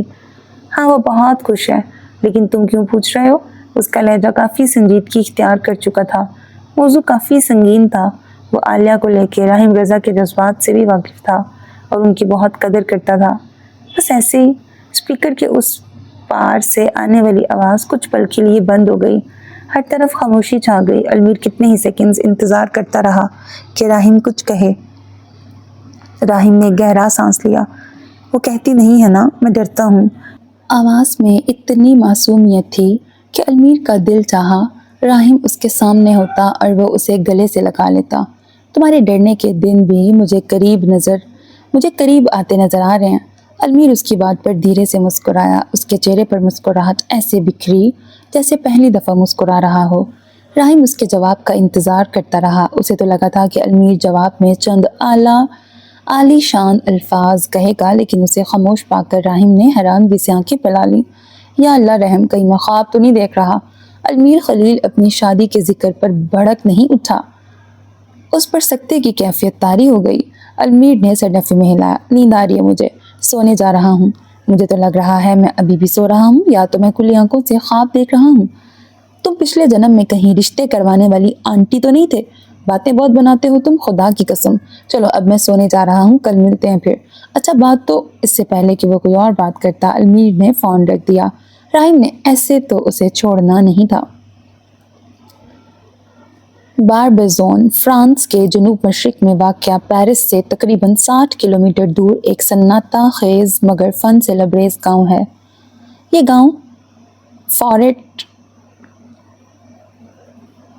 یہ گاؤں فورٹ آف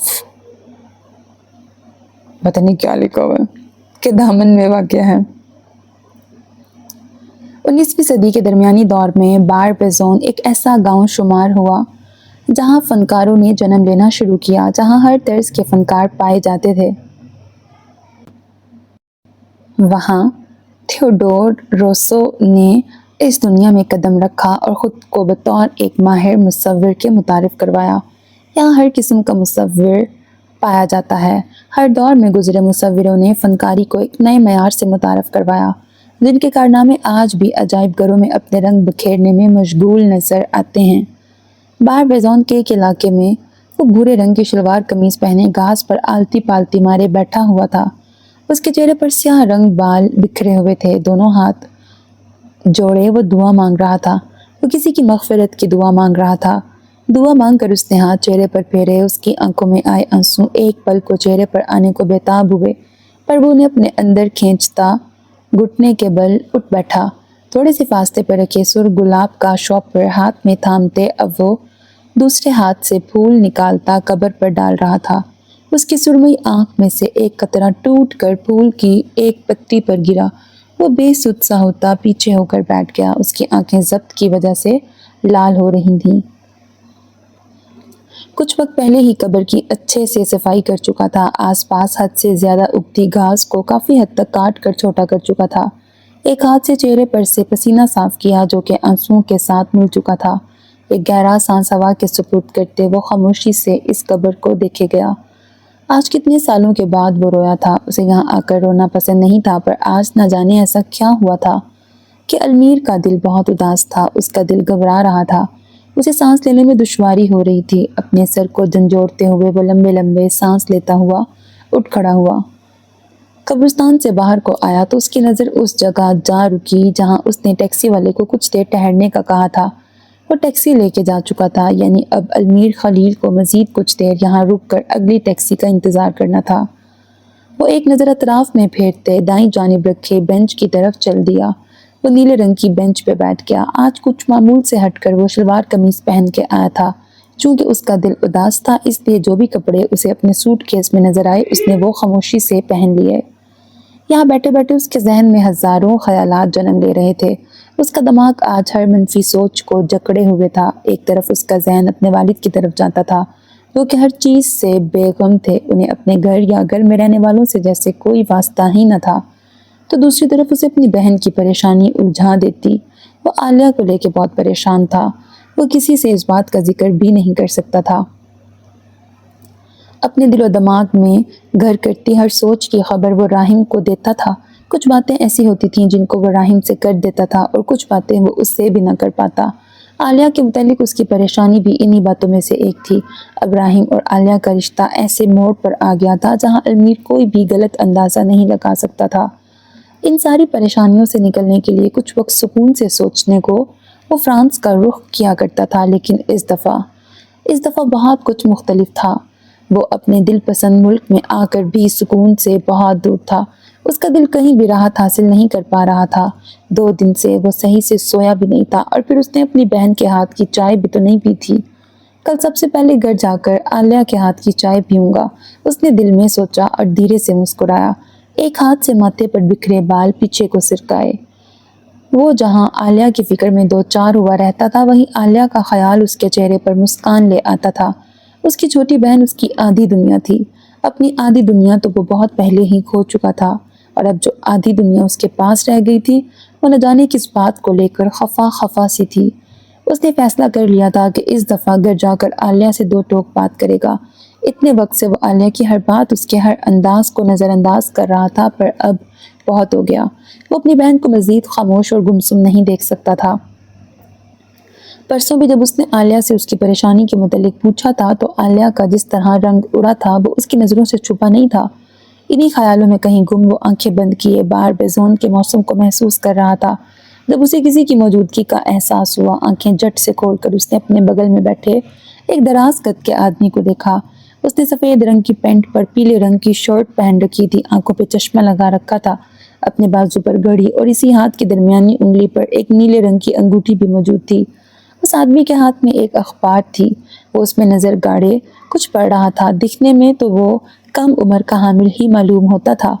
اس سے نظر ہٹا کر المیر نے اپنی پشت کو بینچ سے ٹکایا اور فون کھول کر ٹیکسی بک کر دی۔ ٹیکسی کو آنے میں ابھی 15 منٹ باقی تھے، اس لیے اس نے سر کو ہلکا سا پیچھے کرتے آنکھیں بند کر لیں۔ کچھ لمحے یوں ہی خاموشی چھائی رہی، پھر اچانک تسلسل ٹوٹا۔ المیر خلیل، رائٹ؟ اپنے نام کی پکار پر اس نے آنکھیں کھولی۔ چند لمحے اسے لگا کہ شاید ٹیکسی ڈرائیور نے اسے پکارا، لیکن وہاں کوئی نہ تھا سوائے اس ایک آدمی کے جو اس کے ساتھ بینچ پر بیٹھا تھا۔ کیا آدمی اس کو جانتا تھا؟ جی؟ सवालिया नजरों से उसने अपने साथ बैठे आदमी पर नजरें जमा लीं। लेकिन इसके बरअक्स उस आदमी की नजरें अब भी उसके हाथ में मौजूद अखबार पर थीं। वो आदमी अलमीर से अंग्रेजी में बात कर रहा था और अलमीर भी उसमें ही जवाब दे रहा था। आप मुझे नहीं जानते पर मैं आपको जानता हूँ। उसकी आवाज़ बहुत गहरी थी, ऐसे जैसे तकरीरों के लिए बनी हो। ना उसकी शक्ल जानी पहचानी थी और ना ही उसकी आवाज़। अलमीर खलील चेहरे कभी नहीं भूलता था, इसीलिए उसे यकीन था कि वो इस आदमी से पहले कभी नहीं मिला। क्या मुझे आपको जानना चाहिए? वो गैर इरादी तौर पर उस आदमी से खड़े हुए अंदाज में बात कर रहा था। उसे उससे कुछ खास अच्छी वाइब्स नहीं आ रही थी। नहीं, वो आदमी हंसा, जैसे अलमीर से ऐसी बात की तवक्को ना हो। हम एक दूसरे के लिए अजनबी हैं, लेकिन मैं आपके बारे में बहुत कुछ जानता हूँ। ये आदमी इतनी अजीब बातें क्यों कर रहा था? बहुत खूब। वो उससे मजीद गुफ्तगू नहीं करना चाहता था, इसलिए उसने मुख्तसर जवाब देकर उससे जान छुड़वानी चाहिए। ये नहीं पूछेंगे कि मैं आपके बारे में क्या जानता हूँ? अलमीर चेहरा नीचे को करता धीरे से मुस्कुराया। क्या मुझे पूछने की ज़रूरत है? जवाब में एक और सवाल सुनकर उसकी मुस्कुराहट गहरी हुई। नहीं, मुस्कुराहट अभी भी बरकरार थी।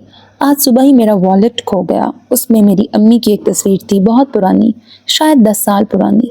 अलमीर ने उलझते हुए दिमाग के साथ उस आदमी को देखा। आप ये सब मुझे क्यों बता रहे हैं? उसके सवाल में कहीं उलझन थी तो कहीं हैरत थी। जब मेरा वॉलेट खो गया तो मैं एक तरफ दीवार से लगकर खड़ा हो गया। उस वक्त मुझे एहसास हुआ कि किसी चीज़ के खो जाने का गम किसी चीज़ के ना मिलने के गम से कहीं ज़्यादा होता है। अपनी शहादत की उंगली से उसने अपनी नाक पर टिकाया हुआ चश्मा आंखों के साथ लगाया। आप मोटिवेशनल स्पीकर हैं? अलमीर के जहन में घूमता सवाल ज़बान पर आया। मुकाबिल ने चेहरा उसकी जानिब किया और फिर सर नफ़ी में हिलाया। तो फिर फजूल का बयान क्यों बांट रहे हैं? वो तपा हुआ था और इस बात का अंदाज़ा उसके लहजे से लगाया जा सकता था। ये बयान नहीं है, ये हकीकत है अलमीर खलील। जिसने आपको मेरा नाम बताया उसने आपको ये नहीं बताया कि मुझे बकवास सुनने की आदत नहीं है? उसने गुस्सीले लहजे में कहा और अपनी जगह से उठ खड़ा हुआ। इससे ज़्यादा वो इस शख्स या किसी भी शख्स की बात नहीं सुन सकता था। उसकी टैक्सी आ चुकी थी, इसलिए उसने टैक्सी की तरफ कदम बढ़ाए। यहाँ से टैक्सी तक का फासला तय करते हुए उसके दिमाग में पीछे बैठे शख्स से अपनी मुलाकात का वाक़या घूम रहा था। इस आदमी का बर्ताव अजीब था, लेकिन इस वक्त अलमीर को और भी बहुत से काम थे, इसलिए उसने उसकी सोच को जहन से झटका और चुपचाप टैक्सी का दरवाज़ा खोलकर उसमें बैठ गया। उस घर के बाहर तख्ती लगी हुई थी जिस पर रहमान अमीन लिखा हुआ था। वो तख्ती सुनहरे रंग की थी। जब वो दोनों बहनें इस घर में शिफ्ट हुई थीं तो उसे अशफा ने ही इधर लगवाया था। इस घर में आए उन्हें काफ़ी अरसा हो गया था। ये घर उनका ज़ाती घर ना था। वो हर महीने इसका किराया भरती थीं। अशफा 8 और महवीन 7 साल की थी जब वो इधर पहली दफ़ा आई थीं। यहाँ का किराया उस वक्त सिर्फ 2000 था। उस ज़माने के हिसाब से तो काफ़ी कम लगता है, पर उस वक्त इतना किराया भी बहुत ज़्यादा था। वो दोनों इतने पैसे तो नहीं कमा सकती थीं, इसीलिए कभी ननियाल तो कभी ददयाल से कुछ रकम आ जाया करती थी। जब वहाँ से भी पैसे आने बंद हो गए तो पैसे एक खुफिया ज़राए से आते थे। अशफा जानती थी वो पैसे कौन भेजता था, पर जिक्र नहीं करती थी। कुछ ही सालों में जब अशफा 13 बरस की हुई तो उसने मोहल्ले के बच्चों को पढ़ाना शुरू कर दिया। फिर पैसे आना बंद हो गए और अशफा घर का किराया खुद ही भरने लगी। घर का सारा खर्च भी वो खुद ही उठाया करती थी। यूनिवर्सिटी जाने तक उनके अखराजात इतने नहीं थे कि किसी के आगे हाथ फैलाने पड़ते। अशफा को स्कॉलरशिप पर यूनिवर्सिटी में दाखिला मिला, लेकिन लैपटॉप लेने के लिए काफ़ी पैसे दरकार थे। इसी वजह से अशफा के साथ साथ महवीन ने भी ट्यूशन पढ़ाना शुरू कर दिया। जब बारी आई महवीन के दाखिले की तो सभी यूनिवर्सिटीज़ में उसका नाम आ तो गया, पर स्कॉलरशिप होल्डर्स की फहरिस्त में ना आ सका। इसलिए महवीन को 1 साल ज़ाया करना पड़ा। अगले साल उसका नाम एक अच्छी मशहूर यूनिवर्सिटी में स्कॉलरशिप होल्डर्स की फहरिस्त में आया, जहाँ से उसने MBBS किया। इस दौरान उनके अखराजात हर गुजरते दिन के साथ बढ़ने लगे। अशफा जानती थी कि सिर्फ ट्यूशन पढ़ाने से इतने पैसे नहीं आ सकते कि घर भी चल सकता और किराया भी टाइम से देना हो जाता। इसलिए उसने एक टेक्नोलॉजी की कंपनी में काम करना शुरू कर दिया। इस कंपनी में अशफा डाटा एंट्री और वेब डेवलपमेंट के शोबे में काम करती रही। पहले तो चंद महीने उसने उनके कोर्सेज किए, फिर ही उनकी जॉब अच्छे से कर सकी। फिर जैसे ही उसे अहमद मिर्ज़ा के यहाँ नौकरी मिली तो उसने यहाँ काम करना छोड़ दिया। अहमद मिर्ज़ा की प्रेस की कंपनी में उसे बहुत सी सहूलियात मिली थीं। आने जाने के लिए गाड़ी भी फराहम की गई थी। अब करीब 4 साल होने को आए थे और अशफा इतने अरसे में बहुत ज़्यादा तो नहीं पर इतनी तरक्की ज़रूर हासिल कर चुकी थी कि उसने अपने इस्तेमाल के लिए एक छोटी गाड़ी खरीद ली थी। अमीन हाउस के सामने ही एक गहरे नीले रंग का घर था। वो 2 मंजिलों का घर दिखने में काफ़ी खूबसूरत और कुशादा था। वो शख्स दूसरी मंजिल पर वाक़या एक कमरे के टेरेस पर खड़ा था। उसके हाथ में एक नीले रंग का कप था और अपने दाएं कान में एयरबग लगा रखा था। साथ में अपनी नज़रें कॉफ़ी के कप पर मरकूज रखीं। उसके हाथ में एक नीले रंग का कप था और अपने दाएं कान में एयरबग लगा रखा था। साथ में अपनी नज़रें कॉफ़ी के कप पर मरकूज रखीं। वो मुसलसल कुछ बोल रहा था। उसके होंठ हिल रहे थे। चंद लम्हे गुजरे तो उसके चेहरे पर एक मुस्कान बिखरी। वो होले से मुस्कुराया। उसने मुस्कुराते हुए नज़रें ऊपर उठाईं। उसकी आंखें नीले रंग की थीं। उसका चेहरा दूधिया माइल था जो कि हर किस्म के निशान से पाक था। आर्टिस्ट हूँ सर, कोई जादूगर नहीं। अब आपकी वाइफ की तस्वीर हूबहू पेंट नहीं कर सका तो जान लेंगे क्या आप मेरी? आवाज़ मर्दाना और अंदाज मजाकिया। कॉल पर मुकाबिल के अल्फाज सुनकर वो खुलकर हंसा। उसकी नीली आंखें डूबते हुए सूरज की नारंगी और पीली किरणों के ज़रिए असर चमकीं। देखें, मैं पैसे लिए बगैर काम नहीं करता। जितने पैसे आपने दिए थे इतने में यही कर सकता था। ठीक है, आप मुझ पे केस करते हैं, बल्कि मैं आपको पुलिस का नंबर देता हूँ। कहेंगे तो थाने भी मैं ही छोड़ आऊँगा और कुछ।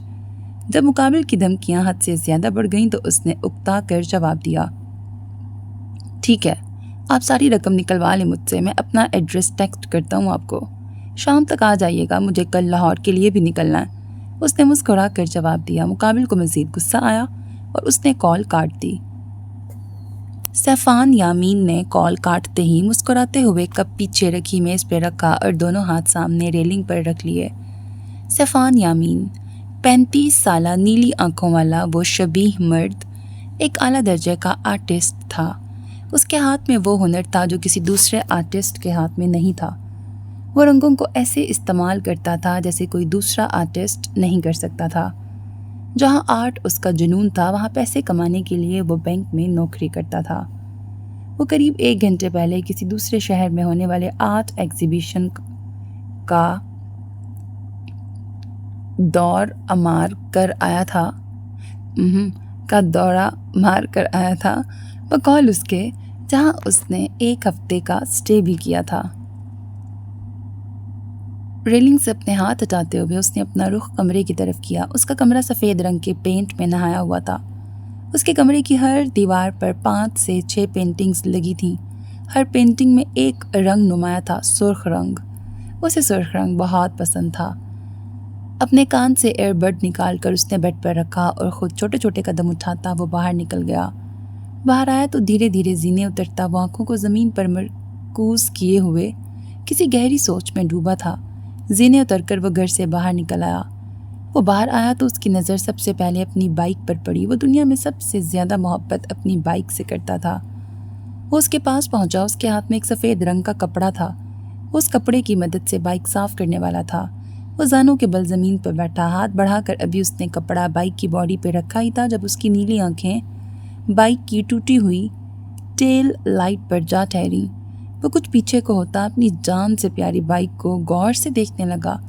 उसने टेल लाइट को देखने के बाद बाइक की एक एक चीज़ को गौर से देखा।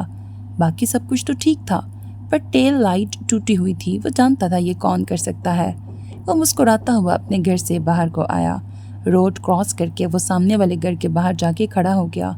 उसकी आदत थी वो घर की बेल नहीं बजाता था। वो दरवाजे पर हमेशा दस्तक देता था। अशफा ने दरवाज़ा खोला। सामने ही वो नीली आंखें लिए एक हाथ दीवार पर जमाए खड़ा था। उसके होंठों पर एक मुस्कान थी, आंखों में वही हमेशा वाली चमक थी। सलाम कबूल कीजिएगा मोहतरमा, वो कहते हुए उसके पास से गुजरता घर के अंदर दाखिल हो गया। कदम उठाता हुआ सोफे के पास पहुंचा और आराम से वहां बैठ गया। इजाज़त लिए बगैर घर में आने वालों का सलाम कबूल नहीं किया करती मैं। वो भी उसके पीछे आ गई। 200 चूहे खाकर बिल्ली हज को चली। उसने सोफे से टेक लगाते अपना बाजू पीछे रखा और आंखें अशफा के चेहरे पर ठहरा लीं जो अब उसके सामने रखे सोफे पर बैठ चुकी थी। क्या मतलब? उसने एक अबरू भी उचका ली। मेरी बाइक की टेल लाइट इस दुनिया फ़ानी से कूच कर चुकी है। کیا آپ اس بات پہ تھوڑی روشنی ڈالنا پسند کریں گی محترمہ؟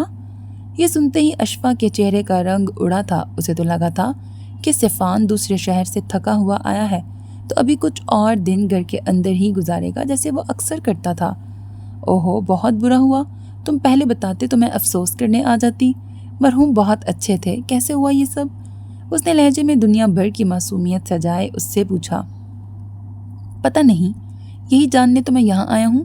میری بائک چند دن پہلے آپ ہی تفریح کے لیے لے کے گئی تھی نا محترمہ؟ اس نے محترمہ پر زور دیتے ہوئے کہا۔ اشفا نے آنکھیں چھوٹی کرتے ہوئے اسے دیکھا۔ وہ اسے شرم دلا رہا تھا۔ وہ اور یہ الگ بات تھی کہ اشفا کو شرم آ نہیں رہی تھی۔ نہیں تو محترم، یہ کب ہوا؟ اس کو صاف انکار کرتے دیکھ کر وہ چہرہ ایک طرف کرتے ہولے سے ہنسا۔ دیکھ لیں، ایک آرٹسٹ سے جھوٹ بول رہی ہیں آپ، اس نے پرسکون انداز میں کہا تو وہ مسکرائی۔ دھمکی دے رہے ہیں؟ اشفا نے سوال کیا تو سرنفی میں ہلاتا ہوا وہ اٹھ کھڑا ہوا۔ پچھلی دیوار پر لگی اپنی ایک پینٹنگ کے پاس چلتا ہوا گیا اور وہیں رک گیا۔ وہ پینٹنگ اس نے مہوین کو اس کی 16ویں سالگرہ پر دی تھی۔ یہ پینٹنگ اس کی باقی بنائی گئی پینٹنگز سے منفرد تھی۔ اس میں ہر جگہ نارنجی رنگ پھیلا ہوا تھا، کچھ جگہوں پر سرخ اور پیلے رنگ کے دھبے تھے اور ان کے درمیان ایک تاج تھا، ایک سنہرے رنگ کا تاج۔ یہ تصویر اسے ہمیشہ سے ہی بہت بھاتی تھی۔ وہ جب بھی ان کے گھر آتا تو اکثر اس تصویر کو گھورتا رہتا، جیسے سوچ رہا ہو کہ اتنی اعلیٰ طرز کی تصویر بنا کیسے لی اس نے۔ اس سفید رنگ کے بورڈ کے نچلے حصے میں گہرے نیلے مارکر سے صفان کے نام کا سگنیچر بھی تھا، جیسے وہ اکثر ہر پینٹنگ کے نیچے کیا کرتا تھا۔ وہ اسے دیکھنے کے بعد چہرہ پیچھے کو موڑتے ہوئے صوفے پر بیٹھی پیلے رنگ کی شلوار قمیص میں ملبوس شہد رنگ آنکھوں والی لڑکی کو دیکھنے لگا۔ اسے کتنے ہی سال ہو گئے تھے اس لڑکی کو جانے۔ پچھلے کئی سالوں سے وہ اس گھر میں آتا جاتا رہتا تھا۔ وہ اس گھر میں مکین ان دو لڑکیوں سے اچھے سے واقف تھا۔ اسے ان کے ہر اچھے برے کام کا علم ہوتا تھا، کیونکہ وہ صفان یامین تھا، محلے کا سب سے شاطر باشندہ اور اشفا اور مہوین کا پڑوسی۔ دھمکی سے یاد آیا، ابھی تھوڑی ہی دیر پہلے ایک شخص مجھے فون پر دھمکا رہا تھا، کہتا ہے اس کی وائف کی شکل میری بنائی گئی پینٹنگ میں موجود عورت سے نہیں ملتی۔ اس نے ایسے انداز میں بتایا کہ اشفا کی ہنسی چھوٹی۔ تم نے کیا جواب دیا؟ وہ فوراً آپ سے تم پر آتی بڑی دلچسپی سے اس سے پوچھنے لگی۔ جواب کیا دینا تھا؟ میں نے بس اتنا کہا کہ اب آپ کو اپنی ہی وائف پسند نہیں آ رہی تو اس میں میرا کیا قصور؟ انکل نے نازیبا الفاظ استعمال کرنا شروع کر دیے۔ پھر تم تو جانتی ہو، مجھ سے تو ایسے لوگوں سے بات ہی نہیں ہوتی۔ اس نے اپنی شرٹ کا کالر جھٹکا۔ اوہ، تو یہ کہو نا کہ تم ڈر گئے۔ اس نے صفان کو چھیڑا تو بدلے میں اس نے اسے ایک گھوری سے نوازا۔ صفان یامین نام ہے میرا، میں کسی سے نہیں ڈرتا۔ چہرے کے زاویے بگاڑے، سوائے مکان مالک کے۔ 4 دنوں سے تمہارے گھر کے چکر لگا رہا ہے بیچارہ، کچھ تو خدا کا خوف کر لو۔ ہر مہینے کرایہ بڑھا دیتا ہے، بار بار کہہ چکا ہوں کہ آج کل حالات ٹائٹ ہیں، لیکن وہ کیا ہے نا، لاتوں کے بھوت باتوں سے نہیں مانتے۔ چہرے پر آئے سنجیدہ تاثرات کو ایک پل میں مٹاتا وہ سکون سے اشفا کے بغل میں رکھے صوفے پہ بیٹھ گیا۔ آپ کے گھر میں مہمانوں سے چائے پانی پوچھنے کا رواج ختم ہو گیا؟ اس نے اشفا کے چہرے پر نظریں مرکوز کیں۔ اب جو آئے دن منہ اٹھا کے آ جائیں انہیں مہمان تو نہیں نہ کہتے۔ اس نے اس پر طنز کیا تو وہ کھل کے ہنسا۔ اچھا چلو، گھر کا فرد ہی سمجھ کر کچھ کھلا پلا دو سنگ دل عورت۔ اس کی بات پہ اشفا کے اعصاب تن گئے۔ اپنے پاس رکھا تکیہ اٹھا کر صفان کی طرف اچھال دیا، جو کہ جواب میں صفان نے بڑی مہارت سے پکڑ لیا۔ عورت تو میں ہوں، پر سنگ دل کس کو کہا؟ اگر میں سنگ دل ہوتی تو تمہاری بائک کی ہیڈ لائٹ کبھی ٹھیک نہ کرتی۔ کہتے کہتے جب اس کی زبان سے سچ نکل گیا تو اس نے آنکھیں میچ لیں۔ اوہ، تو تم نے ہی میری بائک پر زور آزمائی کی ہے؟ صحیح صحیح بتاؤ، کہاں ٹھوک کے آئی ہو؟ اس نے مسکراتے ہوئے اس سے سوال کیا تو اشفا نے معصومیت سے اس کی طرف دیکھا۔ یار، فروٹ لینے کے لیے میں نے ایک بلیک ہونڈا سٹی کے پیچھے بائک پارک کی تھی۔ فروٹ لیتے ہوئے آدھا گھنٹہ لگ گیا، مجھے تھوڑا سا غصہ بھی آیا ہوا تھا۔ پھر جب میں بائک نکالنے لگی تو میں نے دیکھا کہ اس کے پیچھے بھی کسی نے سرمئی رنگ کی مہران کھڑی کر دی تھی۔ وہ سانس لینے کے لیے رکی، 10 منٹ کھڑے ہو کے انتظار کیا پر کوئی گاڑی ہٹانے آیا ہی نہیں، تو مجبوراً مجھے بائک ان کے بیچ سے نکالنی پڑ گئی۔ بس اسی چکر میں بائک آگے پیچھے سے دونوں گاڑیوں سے ٹکرا گئی۔ اب بتاؤ اس میں میرا کیا قصور ہے؟ بالکل محترمہ، آپ کا نہیں میرا قصور ہے۔ ہر دفعہ میری بائک کہیں نہ کہیں ٹھوک کر آ جاتی ہو اور ایک میں ہوں جو سبق حاصل نہیں کرتا۔ آئندہ مانگو بائک تم میری، بتاؤں گا تمہیں۔ اس نے خفگی سے اسے دیکھا تو اشفا خاموش ہو گئی۔ ایسے تو پھر ایسے ہی صحیح، آئندہ یہاں مت آنا۔ اس نے ناراضگی کا اظہار کیا تو مقابل اپنی آنکھوں سے مسکرا دیا۔ ہر دفعہ ایسے ہی کہتی ہو اور میرے لیے اپنے گھر کا دروازہ بھی کھول دیتی ہو، اور پھر میرے لیے اپنے گھر کا دروازہ بھی کھول دیتی ہو۔ اس نے ابرو اچکائی، ہلکی سی مسکان کے ساتھ کہا تو اشفا نے آنکھیں سکیڑ کر اسے دیکھا۔ میرے اندر کامن کرٹیسی نام کی ایک چیز ہے جو مجھے کسی بھی انسان کے ساتھ برا برتاؤ نہیں کرنے دیتی، لیکن میں بھی کس کو یہ بتا رہی ہوں جسے کرٹیسی کے سپیلنگ بھی نہیں آتے ہوں گے۔ اس نے آنکھیں گھمائیں۔ جاہل نہیں ہوں، انگلینڈ کی پیدائش ہوں، ہلکا نہیں لینا مجھے۔ انگلینڈ میں پیدا ہونے سے پڑھے لکھے ہونے کا سرٹیفکیٹ مل جاتا ہے؟ پہلے بتاتے میں وہیں پیدا ہو جاتی، اتنی پڑھائی تو نہ کرنی پڑتی۔ نہیں، تم پھر بھی جاہل ہی رہتی۔ اونچا سا کہکہا لگایا، پھر سامنے والی لڑکی کو سنجیدہ دیکھ کر وہ بھی سنجیدہ ہو گیا۔ اس کی نیلی آنکھیں سامنے والی دیوار پر لگی گھڑی پر ٹھہر گئیں۔ 3 بج گئے، تم نے آج کام پر نہیں جانا؟ جانا تو تھا پر کچھ خاص دل نہیں چاہ رہا۔ اچھا سنو، تم بیٹھو، میں تمہارے لیے کچھ کھانے کو لے کے آتی ہوں۔ وہ کہتے ہوئے اٹھ کھڑی ہوئی۔ میرا بھی یہی خیال ہے۔ وہ اس کی بات پر مسکراتی ہوئی وہاں سے کچن کی طرف بڑھ گئی۔ فائرنگ رینج کی تیز گونجتی ہوئی آوازوں کے بیچ اس کے ہاتھ میں سیاہ رنگ کا کلاگ 19 تھی۔ سیاہ رنگ کی گلاک 19 تھی۔ وہ مسلسل فائرنگ رینج میں لگے بورڈ پر جو کہ شیشے کے اس پار تھے فائرنگ کر رہا تھا۔ اس کی سبز رنگ آنکھیں ٹارگٹ پر گڑھی ہوئی تھیں۔ وہ ہر مہینے کی طرح آج بھی فائرنگ رینج سکون لینے آیا تھا۔ وہ راحم رضا تھا، وہ نارمل کیسے ہو سکتا تھا؟ اپنے ہونٹوں پر ایک خوبصورت سی مسکان سجائے وہ پستول سے گولیاں چلا رہا تھا۔ ان دنوں وہ بہت خوش تھا۔ ایک طرف اس کے دماغ میں اس عورت کا خیال تھا جو اس کے خدا نے اسے سونپی تھی، اور دوسری طرف اسی عورت کی پریشانی اسے کھائے جا رہی تھی۔ جب سے عالیہ اور راحم کی شادی کی تاریخ طے پائی تھی تب سے عالیہ نے اسے ایک بھی میسج نہیں کیا تھا۔ راحم نے اسے بارہا کالز کی تھیں پر وہ تھی کہ اس کی کال کا جواب بالکل بھی نہیں دیتی تھی۔ جب عالیہ کی طرف سے ذہن ہٹتا تو وہ جمال کے کیس کے بارے میں سوچنے لگتا۔ اس کی بیٹیوں کا ابھی تک کچھ پتہ نہیں چل پایا تھا۔ وہ تھوڑی دیر میں محمد کو کال کرنے کا ارادہ رکھتا تھا۔ اس نے ایک اور دفعہ گولی چلائی تو وہ سیدھی ٹارگٹ پر بنے سرخ پوائنٹ پر جا لگی۔ اس کے بازوؤں کی رگیں تنی ہوئی تھیں، چہرے سے پسینہ بہہ رہا تھا اور ہاتھ بھی پسینے سے شرابور تھے۔ اپنی شرٹ کا کونا ہلکا سا اوپر کو اٹھاتے اس نے اپنے چہرے سے گرتا ہوا پسینہ صاف کیا اور گن سامنے موجود میز پر رکھ دی۔ ہاتھ میز پر رکھے تولیے سے صاف کرتے اس نے اسے ایک طرف رکھ دیا اور احتیاط سے پینٹ کی جیب سے اپنا فون نکالا۔ فون پر عالیہ کا نمبر کھولتے ہوئے اس نے ڈائل کیا اور فون کان کے ساتھ لگایا۔ وہ دل ہی دل میں دعا کر رہا تھا کہ وہ کال اٹھا لے۔ اس کے ذہن کے کسی گوشے میں ایک سوال گونج رہا تھا۔ وہ اس سوال کا جواب عالیہ سے چاہتا تھا، لیکن فی الحال وہ عالیہ سے اس کے حال احوال پوچھنے کے لیے کال کر رہا تھا۔ وہ نہیں جانتا تھا کہ عالیہ اس سے ناراض تھی یا اسے کسی بات نے ناراض کر رکھا تھا۔ وہ بس اتنا جانتا تھا کہ اس نے عالیہ سے بات کرنی تھی اور ہر صورت میں کرنی تھی۔ 2 دفعہ بیل گئی اور تیسری بیل پر مقابل نے کال اٹھا لی۔ راحم کے چہرے پر چھائی الجھن فوراً سے مسکراہٹ میں بدل گئی، جیسے اس کی ساری تھکان ایک جھٹکے میں اتر گئی ہو۔ السلام علیکم عالیہ، کیسی ہو؟ بے حد خوشی کے باعث اس کے چہرے پر کھلکھلاہٹیں بکھرنے لگیں۔ اس کا بس نہیں چل رہا تھا کہ خوشی سے اچھل پڑتا۔ جی میں ٹھیک ہوں، آپ کیسے ہیں؟ وہ بات کرتے ہوئے اکثر ہچکچا جاتی تھی۔ راحم کو اس کا ہچکچانا بہت پسند تھا۔ ٹھیک، ایک دم فٹ ہوں۔ اس کے گال پر ایک گڑھا نمودار ہوا۔ آپ نے کسی خاص وجہ کے تحت کال کی تھی؟ وہ جیسے جلد از جلد کال بند کر دینا چاہتی تھی۔ راحم نے نفی میں سر ہلایا جیسے کہہ رہا ہو کہ ابھی فون مت رکھنا۔ کیا میں تمہیں بغیر کسی وجہ کی کال نہیں کر سکتا؟ اس کی آنکھوں میں امید چھلکنے لگی۔ وہ چاہتا تھا کہ آگے سے مثبت جواب ہی اسے سننے کو ملے۔ کر سکتے ہیں؟ اس کے مختصر جوابات اکثر راحم کو اداس کر دیتے تھے۔ وہ اسے سمجھ نہیں پاتا تھا۔ ہر ملاقات پر اسے یہی بات الجھن میں ڈالے رکھتی تھی۔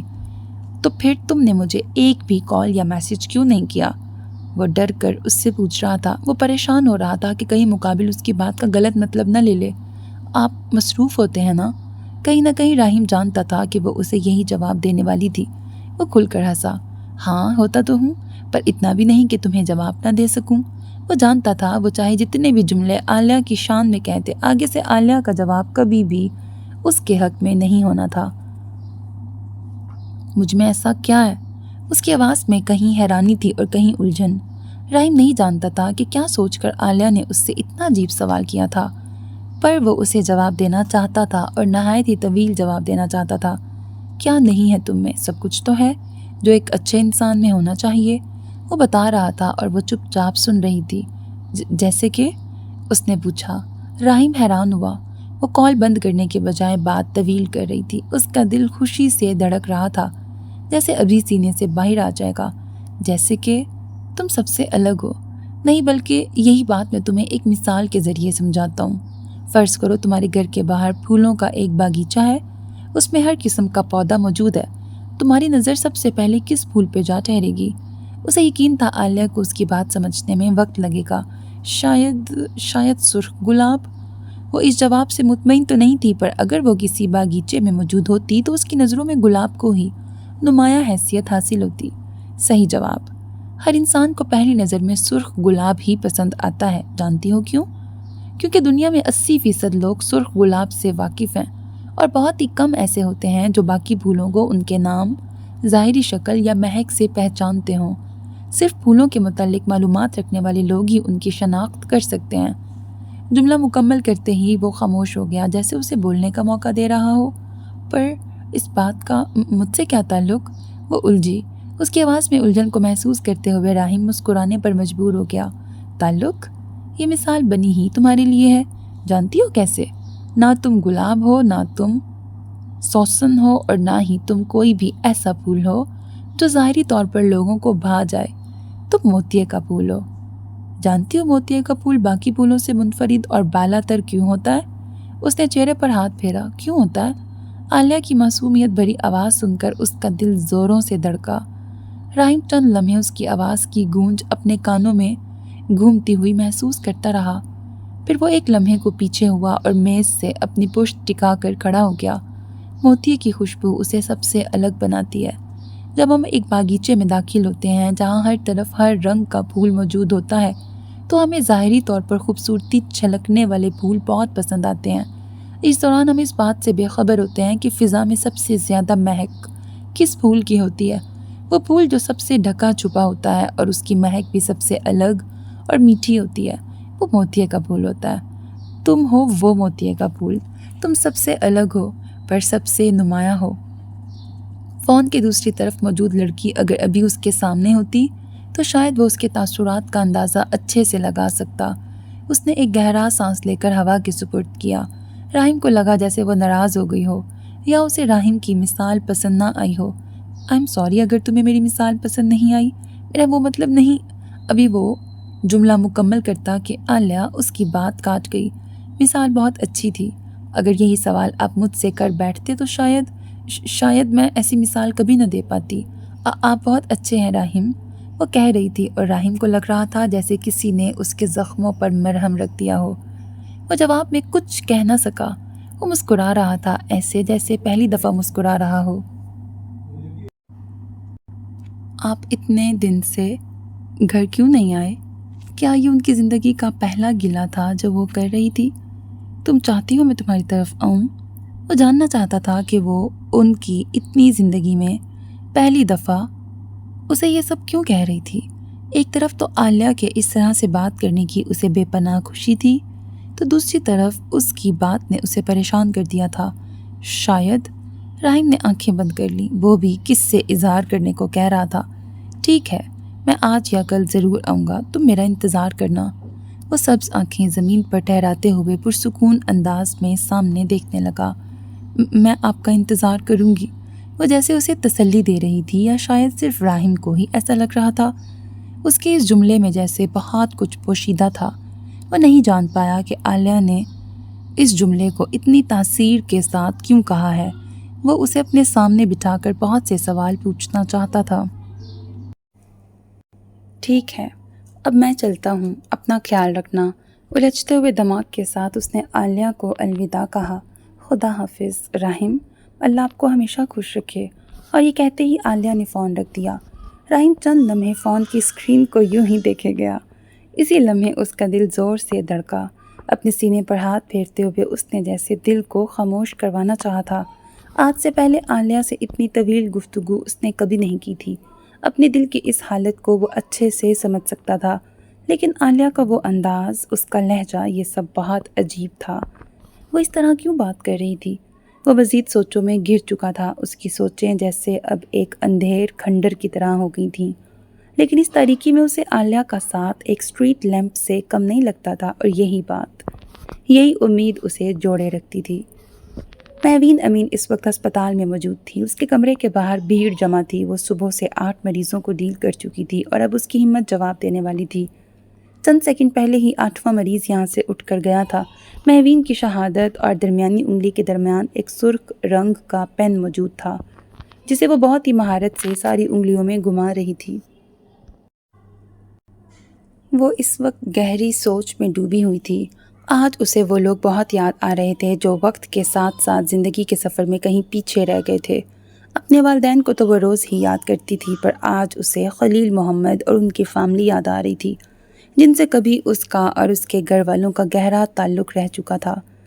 آخری دفعہ خلیل محمد اور ان کے گھر والوں کو اس نے بہت سال پہلے دیکھا تھا، سوائے المیر خلیل کے، جو کہ چند سال پہلے تک ان کے گھر اکثر کوئی چیز دینے آ جاتا تھا، لیکن پھر اس نے بھی آنا بند کر دیا۔ اچانک سے اس قدر ناراضگی کی وجہ تو اسے مکمل طور پر نہیں معلوم تھی۔ وہ صرف اتنا جانتی تھی کہ اشفا کی المیر سے کسی بات پر شدید بحث ہو گئی تھی۔ اس کے بعد سے ہی اس نے دوبارہ المیر خلیل کو نہیں دیکھا تھا۔ بچپن میں مہوین جب بھی رویا کرتی تھی تو اسے سب سے پہلے سنبھالنے کے لیے المیر کی چھوٹی بہن عالیہ آیا کرتی تھی۔ عالیہ صرف اس سے 1 سال بڑی تھی، لیکن اس کا خیال ایسے رکھتی تھی جیسے ان میں کئی سالوں کا فاصلہ ہو۔ عالیہ کو بھی آخری دفعہ اس نے بچپن ہی میں دیکھا تھا۔ اب وہ کیسی دکھتی تھی اس بارے میں مہوین کو کوئی علم نہ تھا۔ عالیہ اور المیر کے ساتھ ان کا بہت اچھا وقت گزرا تھا۔ وہ اس وقت کو واپس لانا چاہتی تھی، پھر سے ایک دفعہ اپنے ماں باپ کے ساتھ کھلکھلانا چاہتی تھی۔ جب مہوین لڑک پن کو پہنچی تو وہ بڑی تو ہو گئی تھی، پر سوچ اس کی بچوں والی تھی۔ وہ اکثر جائے نماز بچھا کر بیٹھ جایا کرتی تھی اور گھنٹوں گھنٹوں دعائیں مانگتی رہتی کہ کسی طرح سے بس ایک بار اس کی ماں اور اس کا باپ اسے لوٹا دیا جائے۔ اشفا نے اسے ہمیشہ سے یہی سمجھایا تھا کہ وہ گھر میں چھوٹی ہے، اس لیے اس کی دعا جلدی قبول ہوگی۔ بس اسی بات کو ذہن میں رکھتے ہوئے وہ ہر دعا میں خدا سے ان 2 لوگوں کو مانگا کرتی تھی جن کا لوٹ آنا اس زندگی میں تو ناممکن تھا۔ آج بھی اسے وہ دن یاد تھا جب 7 جولائی 2007 کی ایک طوفانی شام میں ان کے ساتھ وہ حادثہ پیش آیا۔ وہ حادثہ آج بھی اس کے ذہن سے مکمل طور پر نہ جا پایا تھا۔ وہ تو جیسے اس کے ذہن میں نقش ہو گیا تھا۔ آج بھی جب بھی مہوین آنکھیں بند کرتی تھی، اس کی آنکھوں کے سامنے روتی ہوئی بلکتی ہوئی اشفا کا چہرہ آتا تھا۔ کتنا گڑ گڑائی تھی اس کی بڑی بہن اس دن، کتنی خوفزدہ تھیں دونوں بہنیں، پر کسی نے بھی ان کی مدد نہیں کی تھی۔ کسی نے بھی ایک دفعہ ان کے چہرے پر نرمی سے ہاتھ رکھ کر نہیں پوچھا تھا کہ وہ دونوں کیسی تھیں۔ اسے اس بات کا بہت رنج تھا، ایسا رنج جو ہمیشہ رہنے والا تھا۔ ان خیالات سے جب اس کو رہائی ملی تو اس کی نظر اپنے فون پر پڑی، جو سائلنٹ پر ہونے کی وجہ سے مسلسل وائبریٹ ہو رہا تھا۔ اس نے ہاتھ بڑھا کر فون ہاتھ میں اٹھایا، اسکرین پر اشفا کا نام جگمگاتے دیکھا۔ اس نے فون کان سے لگایا۔ مہوین، کیا تم نے وہ کتاب دیکھی ہے؟ پتہ نہیں میں نے کہاں رکھ دی۔ اس کی آواز مدھم ہوئی تو مہوین کو یقین ہو گیا کہ وہ ضرور کچھ تلاش رہی تھی۔ کون سی کتاب آپی؟ اس نے اپنے سر کو دھیرے دھیرے مسلنا شروع کیا۔ دوسری طرف سے چیزوں کو ادھر سے ادھر کرنے کی آہٹ سنائی دے رہی تھی۔ وہی نو وے آؤٹ؟ چند دنوں سے میں اسے پڑھ رہی تھی، لیکن کل سے وہ مجھے کہیں دکھ نہیں رہی۔ اس کا جملہ مکمل ہوا تو مہوین کی نظر اپنے بیگ پر پڑی۔ جی آپی، کتاب تو میرے پاس ہے۔ کل سے میں نے بھی سوچ رکھا تھا کہ اسے پڑھوں گی، اسی لیے اپنے ساتھ ادھر لے آئی۔ ذرا سی آگے کو ہوئی اور اپنا بیگ تھام لیا۔ بیگ کے زپ کھول کر اسے اچھے سے ٹٹولا تو اسے کوئی کتاب نہ نظر آئی۔ اس نے ابرو اچکائی۔ کہاں چلی گئی؟ یہیں تو رکھی تھی۔ اس نے بیگ کو سامنے رکھی میز پر الٹا دیا۔ بیگ میں سے ایک ڈائری اور ایک کتاب نکلی، لیکن وہ کتاب بھورے غلاف والی نہیں تھی۔ اس کی آنکھیں پل میں چھوٹی ہوئیں۔ یہ کیا ماجرا تھا؟ اس نے فون کو میز پر رکھا اور خود اٹھ کر آگے پیچھے دیکھنے لگی، درازوں میں، کتابوں والی الماری میں، یہاں تک کہ میز کے نیچے بھی، لیکن اسے وہ کہیں نہیں ملی۔ ایک ہاتھ کمر پر تو دوسرا سر پہ رکھتے ہوئے اس نے پریشانی کے عالم میں فون کو گھورا۔ کال ڈسکنیکٹ نہیں ہوئی تھی۔ اشفا ابھی بھی لائن کی دوسری طرف موجود تھی۔ اس نے فون اٹھا لیا اور ایک دفعہ پھر سے کان سے لگایا۔ بری آنکھوں میں بے حد پریشانی در آئی تھی۔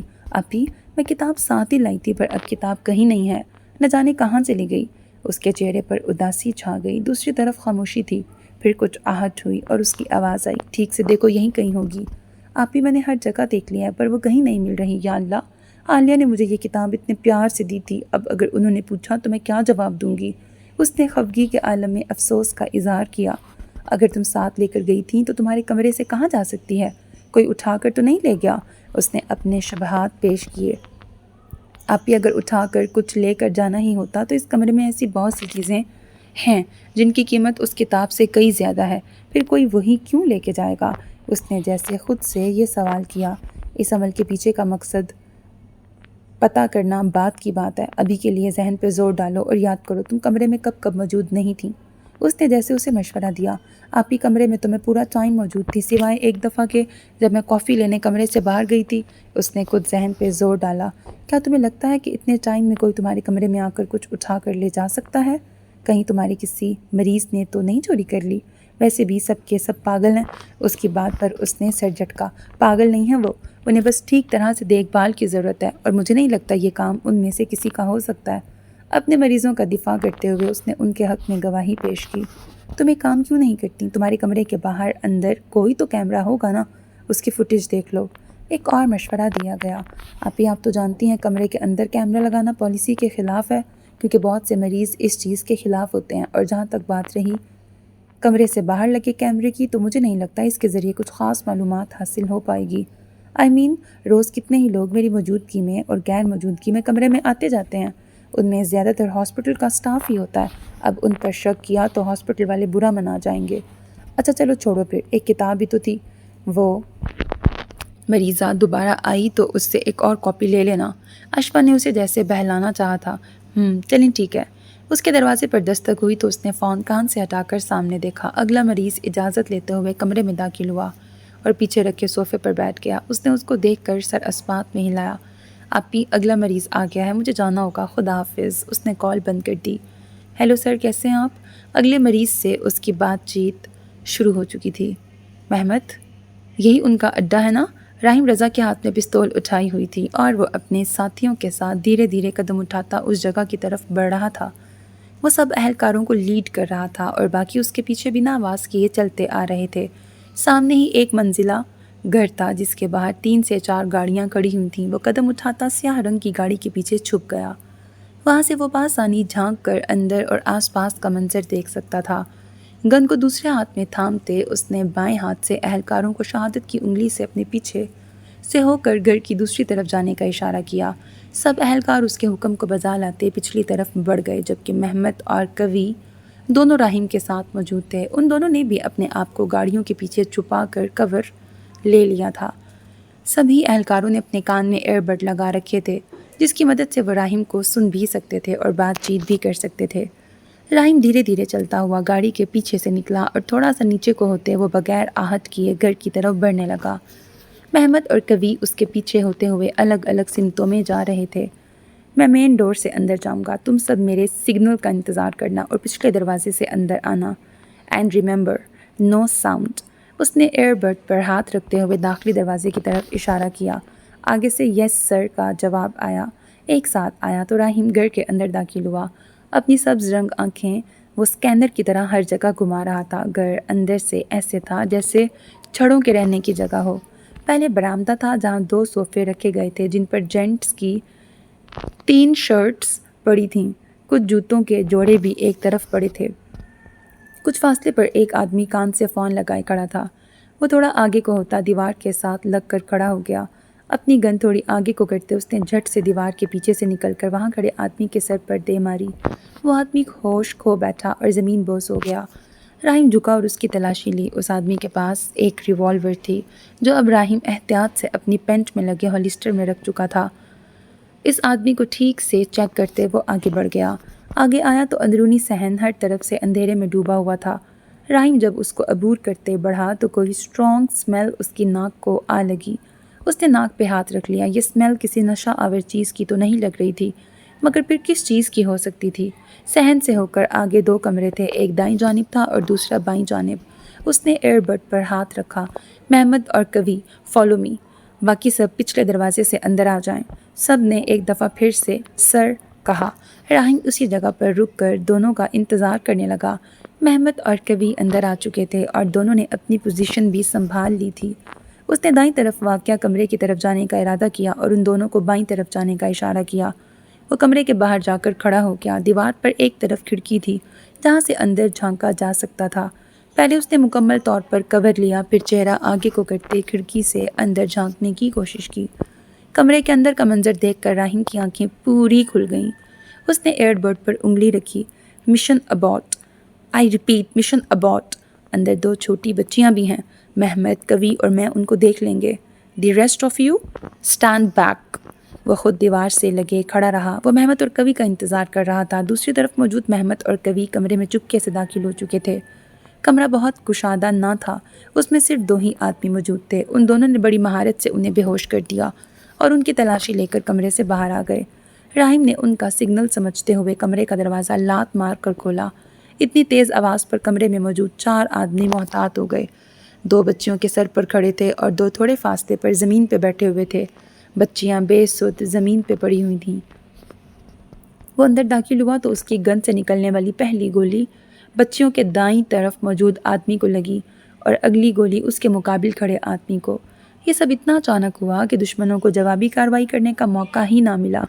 محمد نے لپک کر ایک آدمی کو کالر سے پکڑا اور اس کے ہاتھ سے گن لے لی، جبکہ کوی نے آخری آدمی کے ہاتھ پر گولی ماری جس سے اس کے ہاتھ سے گن نیچے گر گئی۔ سب کو جیل میں ڈال دو، ان میں سے ایک کو ٹارچر سیل لے جاؤ اور بچیوں کو احتیاط سے ہسپتال منتقل کر دو۔ محمد کی طرف دیکھتے ہوئے اس نے حکم دیا اور خود وہاں سے نکل گیا۔ اب سوال یہ تھا کہ راہیم کو اس جگہ کا پتہ کیسے چلا۔ 2 دن پہلے جب راہیم اشفا سے خبری اور المیر کے متعلق بات کر رہا تھا تو اشفا نے اسے المیر کے ساتھ پیش آئے واقعے کی مکمل جانکاری دی۔ المیر نے تو مال روڈ کے پاس ہوئے واقعے کو ہلکا پھلکا بیان کر دیا تھا، پر اشفا نے سارا قصہ کھول کر اس کے سامنے رکھ دیا۔ اشفا کی باتوں سے راہیم کو لگا کہ جیسے اس ٹرک کا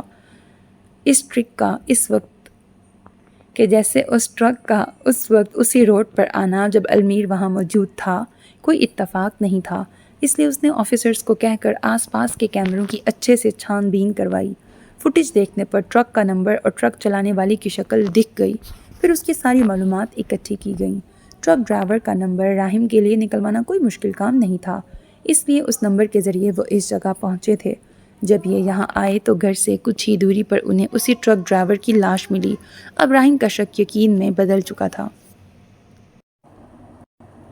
جمال کے پڑوسیوں نے جو جمال اور اس کی بچیوں کے سکیچ بنوائے تھے ان کے مطابق اس گھر میں وہ دونوں بچیاں جمال کی ہی تھیں۔ اس دن اشفا سے بات کرتے ہوئے راہیم نے ایک اور بات اشفا کے منہ سے سنی تھی کہ وہ ڈرائیور اکیلا نہیں تھا، کوئی اور بھی تھا جو اس کے ساتھ پیسنجر سیٹ پر بیٹھا ہوا تھا۔ لیکن سب سے حیران کن بات یہ تھی کہ CCTV کیمرے کی فوٹیج میں ایسا کوئی دوسرا آدمی نہ دیکھا گیا تھا۔ اب ان پکڑے جانے والے آدمیوں میں سے اس ڈرائیور کے ساتھ کون تھا یہ بات صرف اشفا ہی بتا سکتی تھی، اور راہیم اس بات کا حل بھی سوچ چکا تھا۔ Torture cell. اس کمرے میں گپ اندھیرا تھا، ہر طرف سناٹا چھایا ہوا تھا۔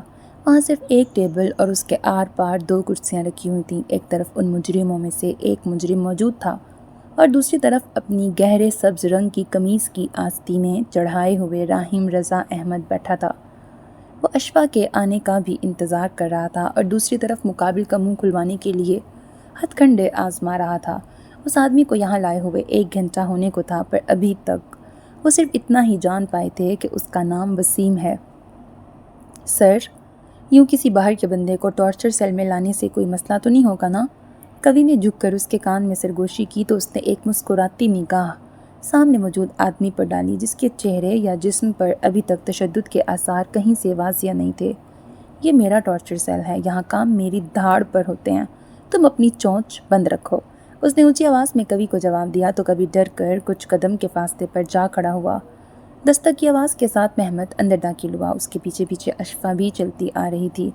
اشفا امین نے گہرے سرخ رنگ کی کرتی شلوار پہن رکھی تھی، بالوں کو جوڑے میں قید کر رکھا تھا اور کندھے پر فیروزی رنگ کا بیگ لگا رکھا تھا۔ اس کی شہد رنگ آنکھیں ہمیشہ کی طرح امن کا اعلان کر رہی تھیں اور اس کے ہونٹ ڈھیلی سی مسکراہٹ میں ڈھلے ہوئے تھے۔ سر، اس نے راہیم کو مخاطب کرتے ہوئے سر ہلایا۔ جواب میں راہیم نے بھی اسبات میں سر ہلایا۔ وہ کرسی سے اٹھ کھڑا ہوا اور احتراماً اشفا کو وہ کرسی سنبھالنے کا اشارہ کیا۔ وہ عورتوں کی عزت کرنا جانتا تھا، اسی لیے سب اسے جینٹل مین کہا کرتے تھے۔ اشفا احتیاط سے چلتی ہوئی کرسی کے نزدیک آئی اور اس کو پیچھے کرتے ہوئے بیٹھ گئی۔ اس کے سامنے ہی کرسی پر ایک آدمی بندھا ہوا تھا۔ اس آدمی کے دونوں بازو کرسی کے پیچھے تھے، جو کہ شاید ہتھکڑی میں جکڑے ہوئے تھے۔ اشفا نے کچھ آگے کو ہوتے اپنی دونوں کوہنیاں ٹیبل پر رکھ لیں۔ وہ اس آدمی کو ہر اینگل سے اسکین کر رہی تھی۔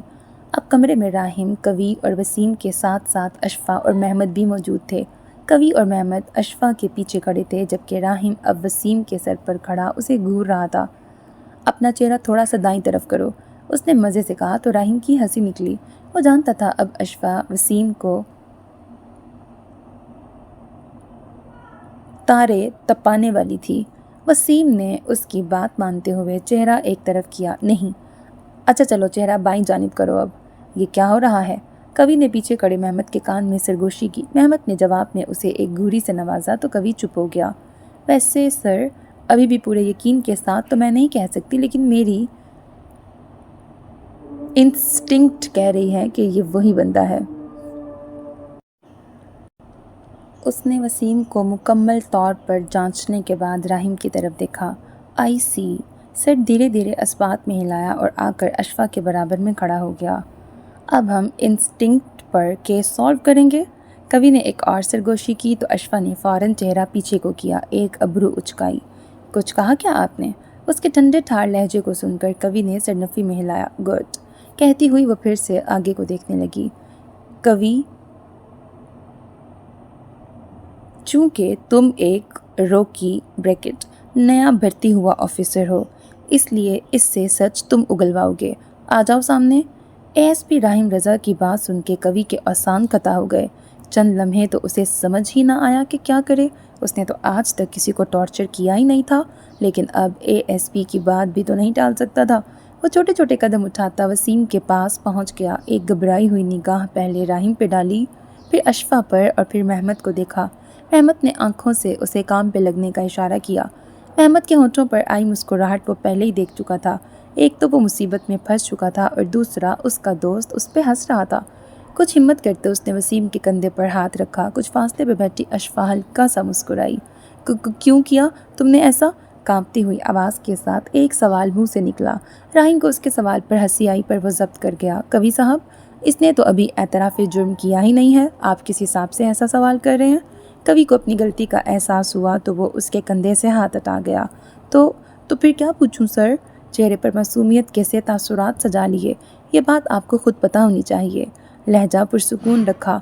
راہیم نے آج سے پہلے کسی بھی نئے بھرتی ہوئی آفیسر کو ٹارچر سیل میں آنے کی اجازت نہیں دی تھی، لیکن آج اپنا ہی بنایا ہوا اصول توڑ چکا تھا، کیونکہ کوی کا ٹریننگ آفیسر المیر خلیل تھا اور اسی وجہ سے راہیم کوی کے ذریعے المیر کی ٹریننگ سکلز کو جج کرنے والا تھا۔ کیا کیا ہے تم نے؟ اس نے ایک مرتبہ پھر سے وسیم کی طرف دیکھا۔ وہ سخت لہجے میں اس سے سوال کرنا چاہتا تھا، پر نہ جانے اس کے منہ سے نکلے جملے نرم رویہ کیسے اختیار کر لیتے تھے۔ راہیم نے اکتا کر سر نفی میں ہلایا اور چلتا ہوا اس کے پاس پہنچا۔ اب اگلا سوال کیا کرو گے؟ اس کے سر پہ ہاتھ رکھ کر اس سے کہو گے کہ آئندہ مت کرنا؟ آخری جملہ ایک دھاڑ کے ساتھ اس کے لبوں سے نکلا تھا۔ جا کے دروازے کے پاس کھڑے ہو جاؤ، اور جب تک میں نہ کہوں یہاں مت آنا۔ وہ وہاں سے جلدی میں ہٹ گیا تو راہیم نے آنکھیں گھما کر اس کی پشت کو دیکھا، پھر سر جھٹکتے ہوئے اشفا کی طرف مڑا۔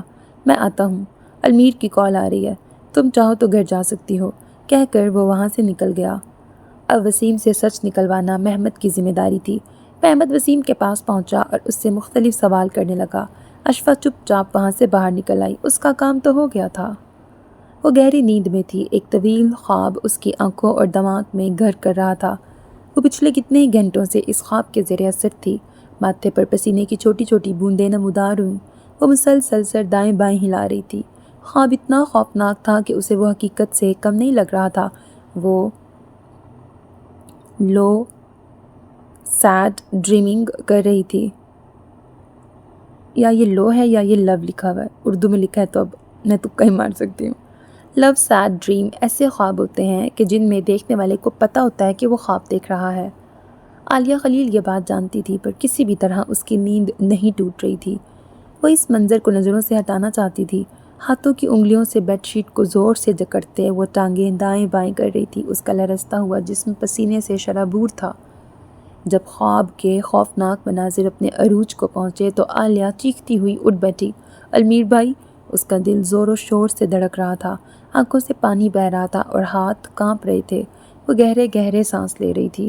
خود کو قابو کرنے کے لیے اس نے ساتھ بڑی میز پہ رکھا پانی کا گلاس اٹھایا اور آہستہ آہستہ اسے حلق سے نیچے اتارنے لگی۔ خوابوں سے تو اس کا پرانا واسطہ تھا۔ اکثر وہ خواب دیکھا کرتی تھی، لیکن خوفناک اور دردناک خواب اسے پچھلے کچھ مہینوں سے آ رہے تھے۔ وہ رات کو سونے سے بھی ڈرتی تھی۔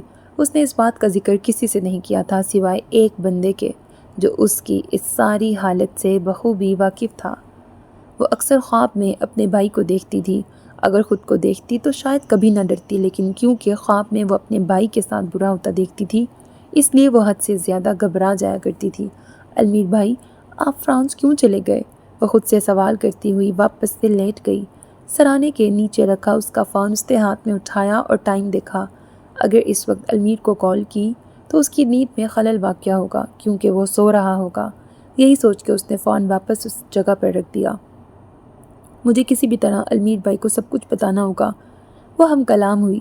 اس کی نظریں اپنے ہاتھوں پر تھیں۔ اس کے ہاتھوں کی ہڈیاں ایسے ابھری ہوئی تھیں جیسے اس نے پچھلے مہینوں سے کچھ کھایا ہی نہ ہو۔ اس کے ہاتھوں کی جلد سے نظر آتی سبز نبضوں کو وہ بار بار چھو رہی تھی۔ اپنی جلد کو انگوٹھے اور شہادت کی انگلی سے پکڑ کر دیکھتی، پھر اسے چھوڑ دیتی۔ کچھ پل جب وہ اسی طرح کرتی رہی تو اسے گھٹن محسوس ہوئی۔ وہ بالکل ویسے ہی ہوتی جا رہی تھی جیسے مہوین نے کہا تھا۔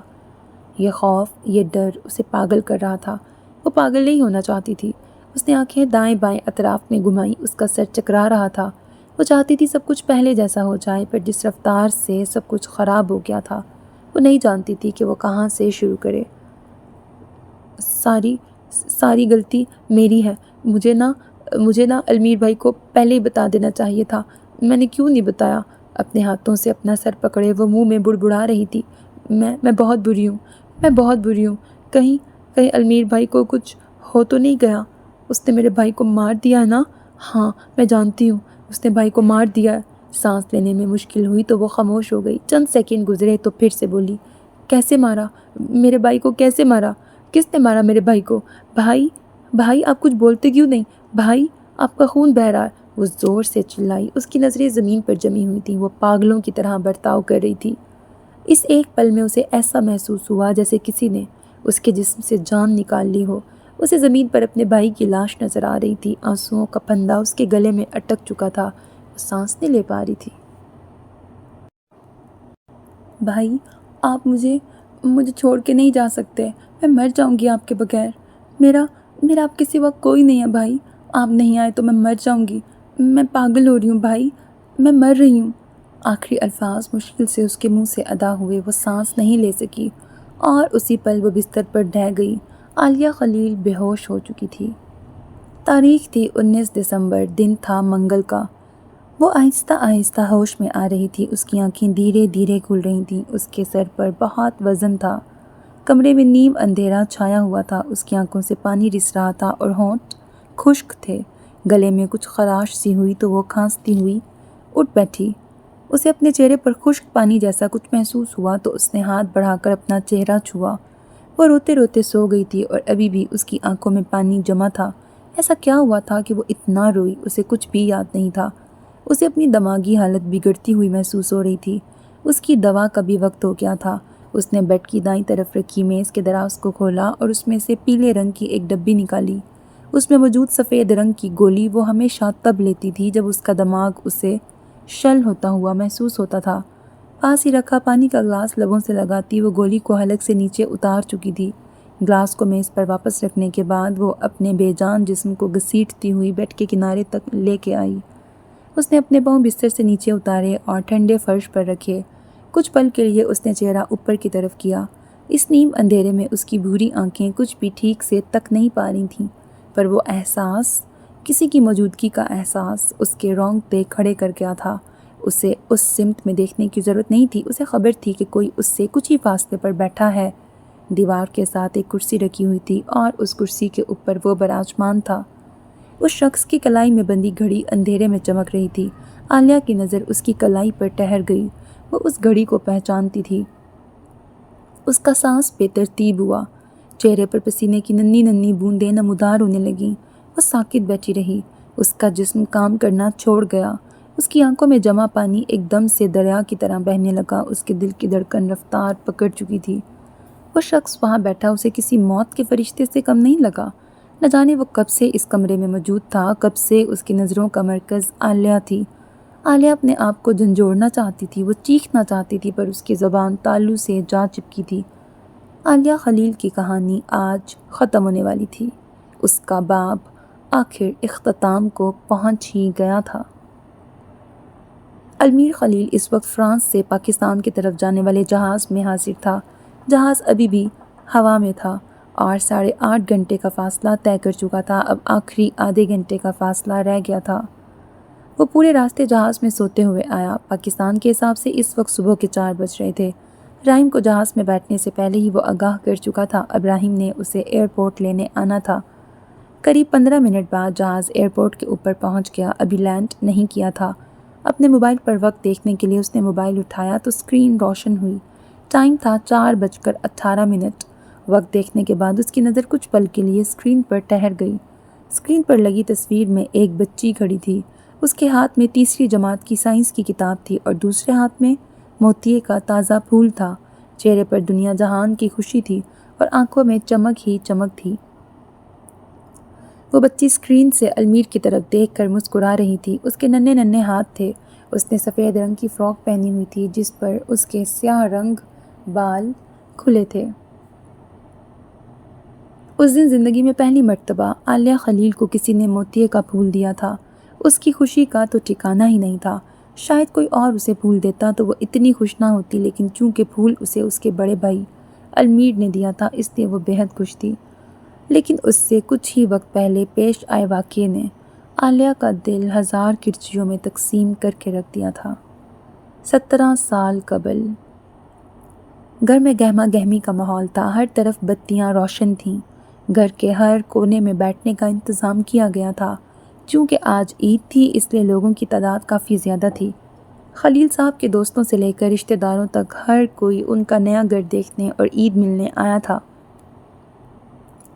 انہیں اس گھر میں شفٹ ہوئے کچھ ہی عرصہ ہوا تھا۔ گھر کے لاؤنج میں خلیل صاحب کے 2 چھوٹے بھائی اور آئمہ خلیل کی ایک بڑی بہن جمگچا لگائے بیٹھے تھے۔ ان کے بچے ادھر ادھر کھیلنے میں مصروف تھے۔ درمیان میں رکھی میز کو کھانے کی چیزوں سے سجایا ہوا تھا۔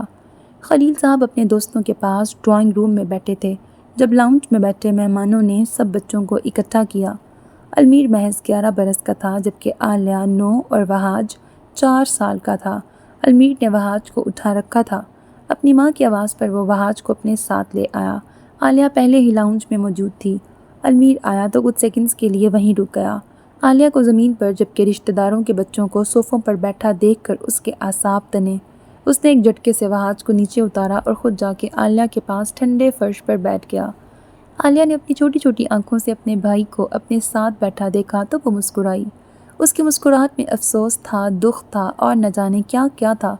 تمام بچوں کو وہاں عیدی دینے کی غرض سے بلایا گیا تھا۔ شروعات آئمہ خلیل نے کی۔ مہمانوں کے بچوں کو عیدی دی، پھر مہمانوں نے المیر کو اپنے پاس بلایا اور اسے ہر شخص سے 1000 روپے ملے۔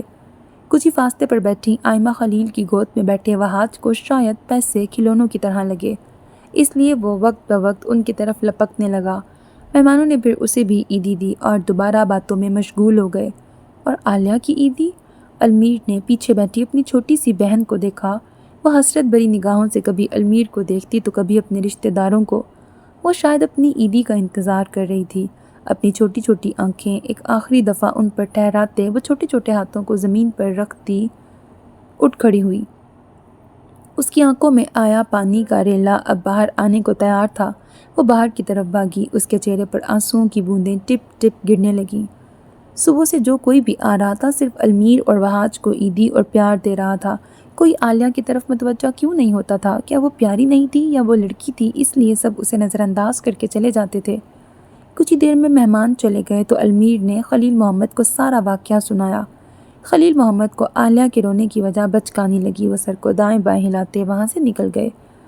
ہر کسی کو عالیہ کی حرکتیں بچکانہ لگتی تھیں، لیکن کوئی یہ نہیں سمجھتا تھا کہ وہ بچی ہی تو تھی جسے پیار چاہیے تھا۔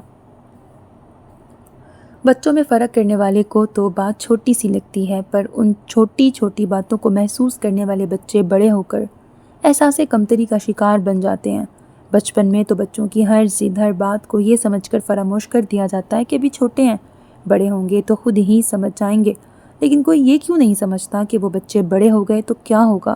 اپنے اندر کی اور باہر کی محرومیوں کے ساتھ جوانی کی دہلیز پہ پیر رکھنے والے بچوں میں اور دوسرے بچوں میں بہت کچھ مختلف ہوتا ہے۔ وہ بڑے تو ہو جاتے ہیں، پر بہت کچھ ایسا ہوتا ہے جو کہیں پیچھے ہی چھوٹ جاتا ہے۔ حال اس دن عالیہ کا موڈ بہت بری طرح خراب ہوا تھا، اور اسی لیے المیر نے اسے موتیے کے پھول تحفے میں دیے تھے، اور اپنی تمام تر عیدی بھی عالیہ کے حوالے کر دی تھی، کیونکہ وہ عالیہ سے بہت زیادہ محبت کرتا تھا۔ عالیہ کی آنکھوں میں آیا ایک بھی آنسو اسے درد پہنچاتا تھا۔ وہ عالیہ کے لیے کچھ بھی کر سکتا تھا، کچھ بھی۔ مسکراتے ہوئے اس نے اپنے فون کو جیب کے اندر رکھا اور سیٹ بیلٹ کی پٹی کس لی۔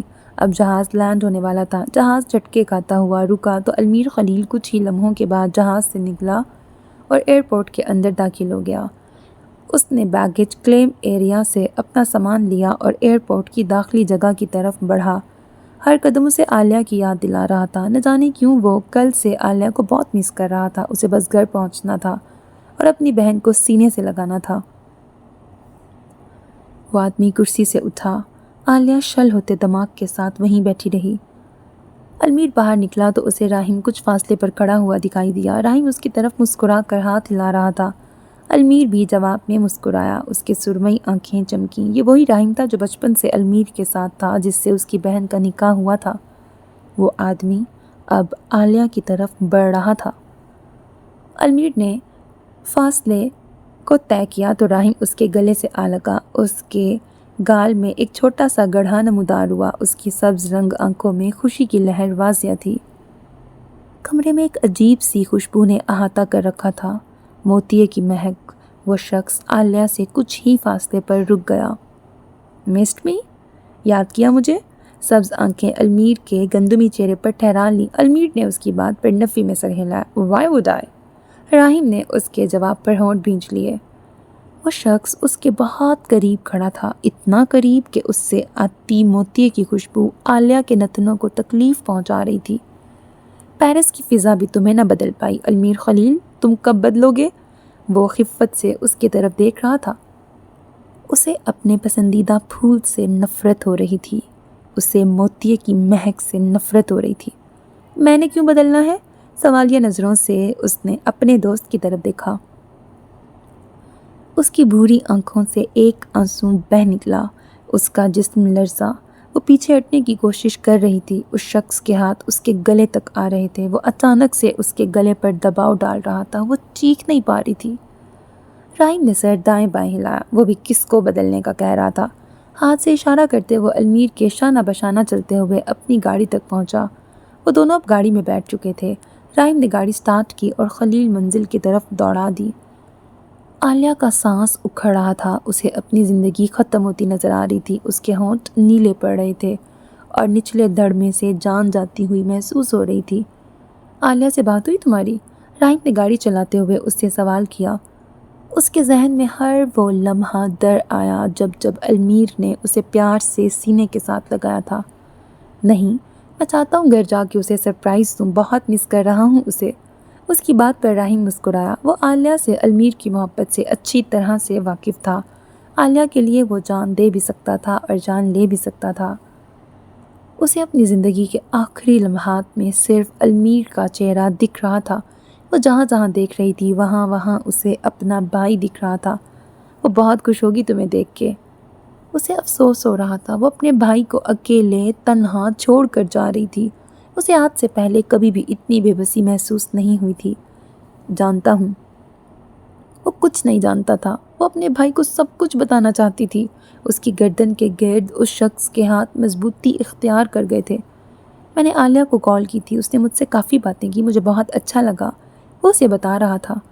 اس کی آخری سانسیں چل رہی تھیں، اس کی آنکھیں خشک تھیں، بے بس اور خشک۔ مجھے خوشی ہے کہ میری بہن کا رشتہ تم سے ہوا راہیم۔ وہ بہت کچھ پیچھے چھوڑ کر جا رہی تھی، لیکن اس بہت کچھ میں دو قیمتی انسانوں کا پیچھے چھوٹ جانا اس کے دل کو چھلنی کر گیا تھا۔ اللہ تم دونوں کو ہمیشہ خوش رکھے، المیر کی زبان سے دعا نکلی۔ عالیہ کا سانس بھی اسی کے ساتھ نکل گیا، ہلچل بند ہو چکی تھی۔ اس کے جسم میں نہ سانس جا رہا تھا نہ باہر آ رہا تھا۔ اس کی بھوری آنکھیں کھلی ہوئی تھیں، سیاہ رنگ بال بستر پر پھیلے ہوئے تھے، وہ بال جن پر المیر روز رات کو پیار سے ہاتھ پھیرتا تھا۔ آمین، رائم نے الفاظ ادا کیے، پھر المیر نے گھڑی پر وقت دیکھا۔ صبح کے 6 بج چکے تھے۔ اب تک تو عالیہ جاگ چکی ہوگی اور وہاج اس کے کمرے میں اسے تنگ کرنے کی غرض سے داخل ہو چکا ہوگا۔ یہ خیال آتے ہی المیر مسکرایا تھا۔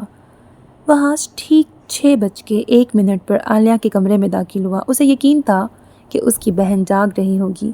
گھڑی پر چلتی سوئیوں کے ساتھ اسے روز پیش آنے والے واقعات یاد آ رہے تھے۔ اب وہاج اس کے بستر کی طرف بڑھ رہا ہوگا۔ وہاج اس کی بستر کی طرف بڑھا۔ کمرے میں ابھی بھی اندھیرا دیکھ کر وہاج کو حیرانی ہوئی۔ عالیہ آپی ابھی تک سو رہی ہیں؟ اس نے سوچا۔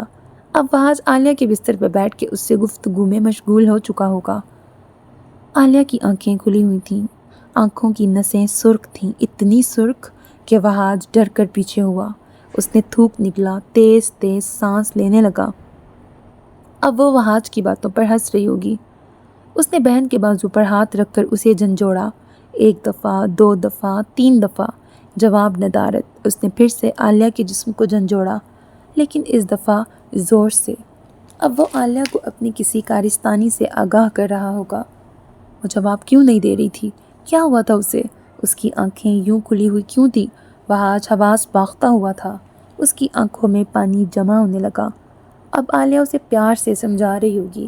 کمرے میں ہر طرف خاموشی چھا گئی۔ وہاج کا دم گھٹنے لگا۔ وہ بے یقینی سے اپنی بہن کی طرف دیکھتے ہوئے قدم پیچھے لے گیا۔ اسے لگ رہا تھا وہ اب کسی بھی وقت زمین پر ڈھہ جائے گا۔ اور اب؟ رائم نے المیر سے سوال کیا۔ المیر خاموش ہو گیا۔ اس کے دل میں ایک ٹیس اٹھی۔ اس کا ہاتھ بے اختیار اپنے سینے کی طرف اٹھا۔ اپنے سینے کی بائیں جانب ہاتھ رکھتے ہوئے وہ پریشانی کے عالم میں کھانسنے لگا۔ رائم نے الجھتے دماغ کے ساتھ المیر کی طرف دیکھا۔ کیا ہوا، تم ٹھیک ہو؟ المیر گھبرایا ہوا لگ رہا تھا۔ یہ درد کس بات کا تھا؟ اسے اچانک سے کیا ہو رہا تھا؟ ڈیش بورڈ پر رکھی پانی کی بوتل اس نے اٹھا کر ہونٹوں سے لگائی۔ وہ اب گھر سے کچھ ہی فاصلے پر تھے۔ 10 منٹ تک وہ گھر پہنچ جائیں گے۔ خود کو تسلی دیتے ہوئے المیر نے دل میں سوچا اور پانی کی بوتل کو واپس اس کی جگہ پر رکھ دیا۔ عالیہ کے بعد بہت کچھ بدلنے والا تھا، بس اس کی خبر ابھی تک المیر خلیل کو نہیں تھی۔ وہاج کمرے سے نکلا، اس کا دل زور سے دھڑک رہا تھا۔ وہ بھاگتے ہوئے نچلی منزل پر پہنچا۔ اس نے اپنے والدین کے کمرے کا دروازہ دھاڑ کی آواز سے کھولا۔ خلیل محمد بستر پہ بیٹھے ہوئے ناشتہ کر رہے تھے، جبکہ آئمہ خلیل الماری سے کچھ نکال رہی تھیں۔ وہاج کے قدموں کی آواز پر خلیل محمد نے چہرہ اٹھا کر کمرے کے دروازے کی طرف دیکھا۔ بابا! اس کے منہ سے مشکل سے ہی وہ پکار نکل پائی تھی۔ خلیل محمد فوراً سے بستر سے اترے۔ بیٹے کے چہرے کے اڑے ہوئے رنگوں کو دیکھ کر ان کے دل میں ہاتھ پڑا۔ کیا ہوا وہاج؟ وہ آپی! اس کا سانس بے ترتیب ہوا، وہ آگے بول نہ پایا۔ خلیل محمد کو آگے کچھ بھی سننے کی ضرورت نہیں پڑی۔ انہوں نے ننگے پیروں کے ساتھ عالیہ کے کمرے کی جانب دوڑ لگا دی۔ آئمہ خلیل اور وہاج بھی ان کے پیچھے ہی تھے۔ دھپ کی آواز کے ساتھ دروازہ کھلا۔ خلیل محمد ایک بھی لمحہ ضائع کیے بنا اپنی بیٹی کی طرف بڑھے۔ بستر پر بیٹی کے بے سدھ جسم کو دیکھ کر خوف سے ان کی آنکھیں پوری کھل گئیں۔ بیٹی کے جسم کو انہوں نے جھنجھوڑا۔ عالیہ! عالیہ بچے! وہ اسے بھیگتی آواز میں پکار رہے تھے۔ بیٹی ہوئی ہے۔ خلیل محمد نے نرس کی آواز پر آگے بڑھ کے اس بچی کو ہاتھوں میں اٹھا لیا۔ اس بچی کی دودھیا رنگت تھی، آنکھوں کا رنگ بھورا تھا اور بال سیاہ تھے، بہو بہو اپنی ماں کے جیسی تھی۔ وہ اس کے بیڈ کے پاس زمین پر نیچے بیٹھتے چلے گئے۔ ان کا جسم ایک دم ساکت ہوا، ہاتھ گود میں گرا دیے۔ یہ کیا ہو گیا تھا؟ بابا! نام میں؟ 2 سال کے المیر کی بھیگی ہوئی آواز خلیل محمد کے کانوں میں پڑی۔ انہوں نے روتے ہوئے اسبات میں سر ہلایا۔ عالیہ! نام عالیہ! اپنے شوہر کے تاثرات دیکھ کر آئمہ خلیل نے آگے بڑھ کر عالیہ کے ماتھے پر ہاتھ رکھا۔ اس کا ماتھا ایک دم ٹھنڈا تھا، بازو، ٹانگیں، بلکہ پورا جسم ہی ٹھنڈا ہو رہا تھا۔ اس کی کھلی آنکھوں سے انہیں خوف آیا۔ عالیہ!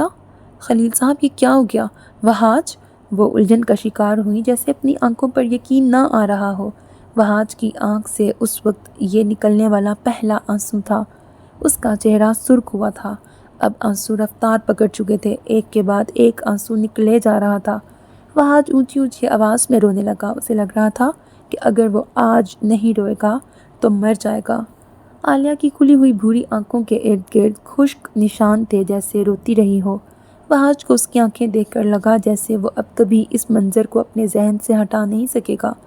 اس نے تیزی سے چہرے پر گرتے اپنے آنسو صاف کیے۔ وہ خلیل محمد کے پاس زمین پر جا بیٹھا۔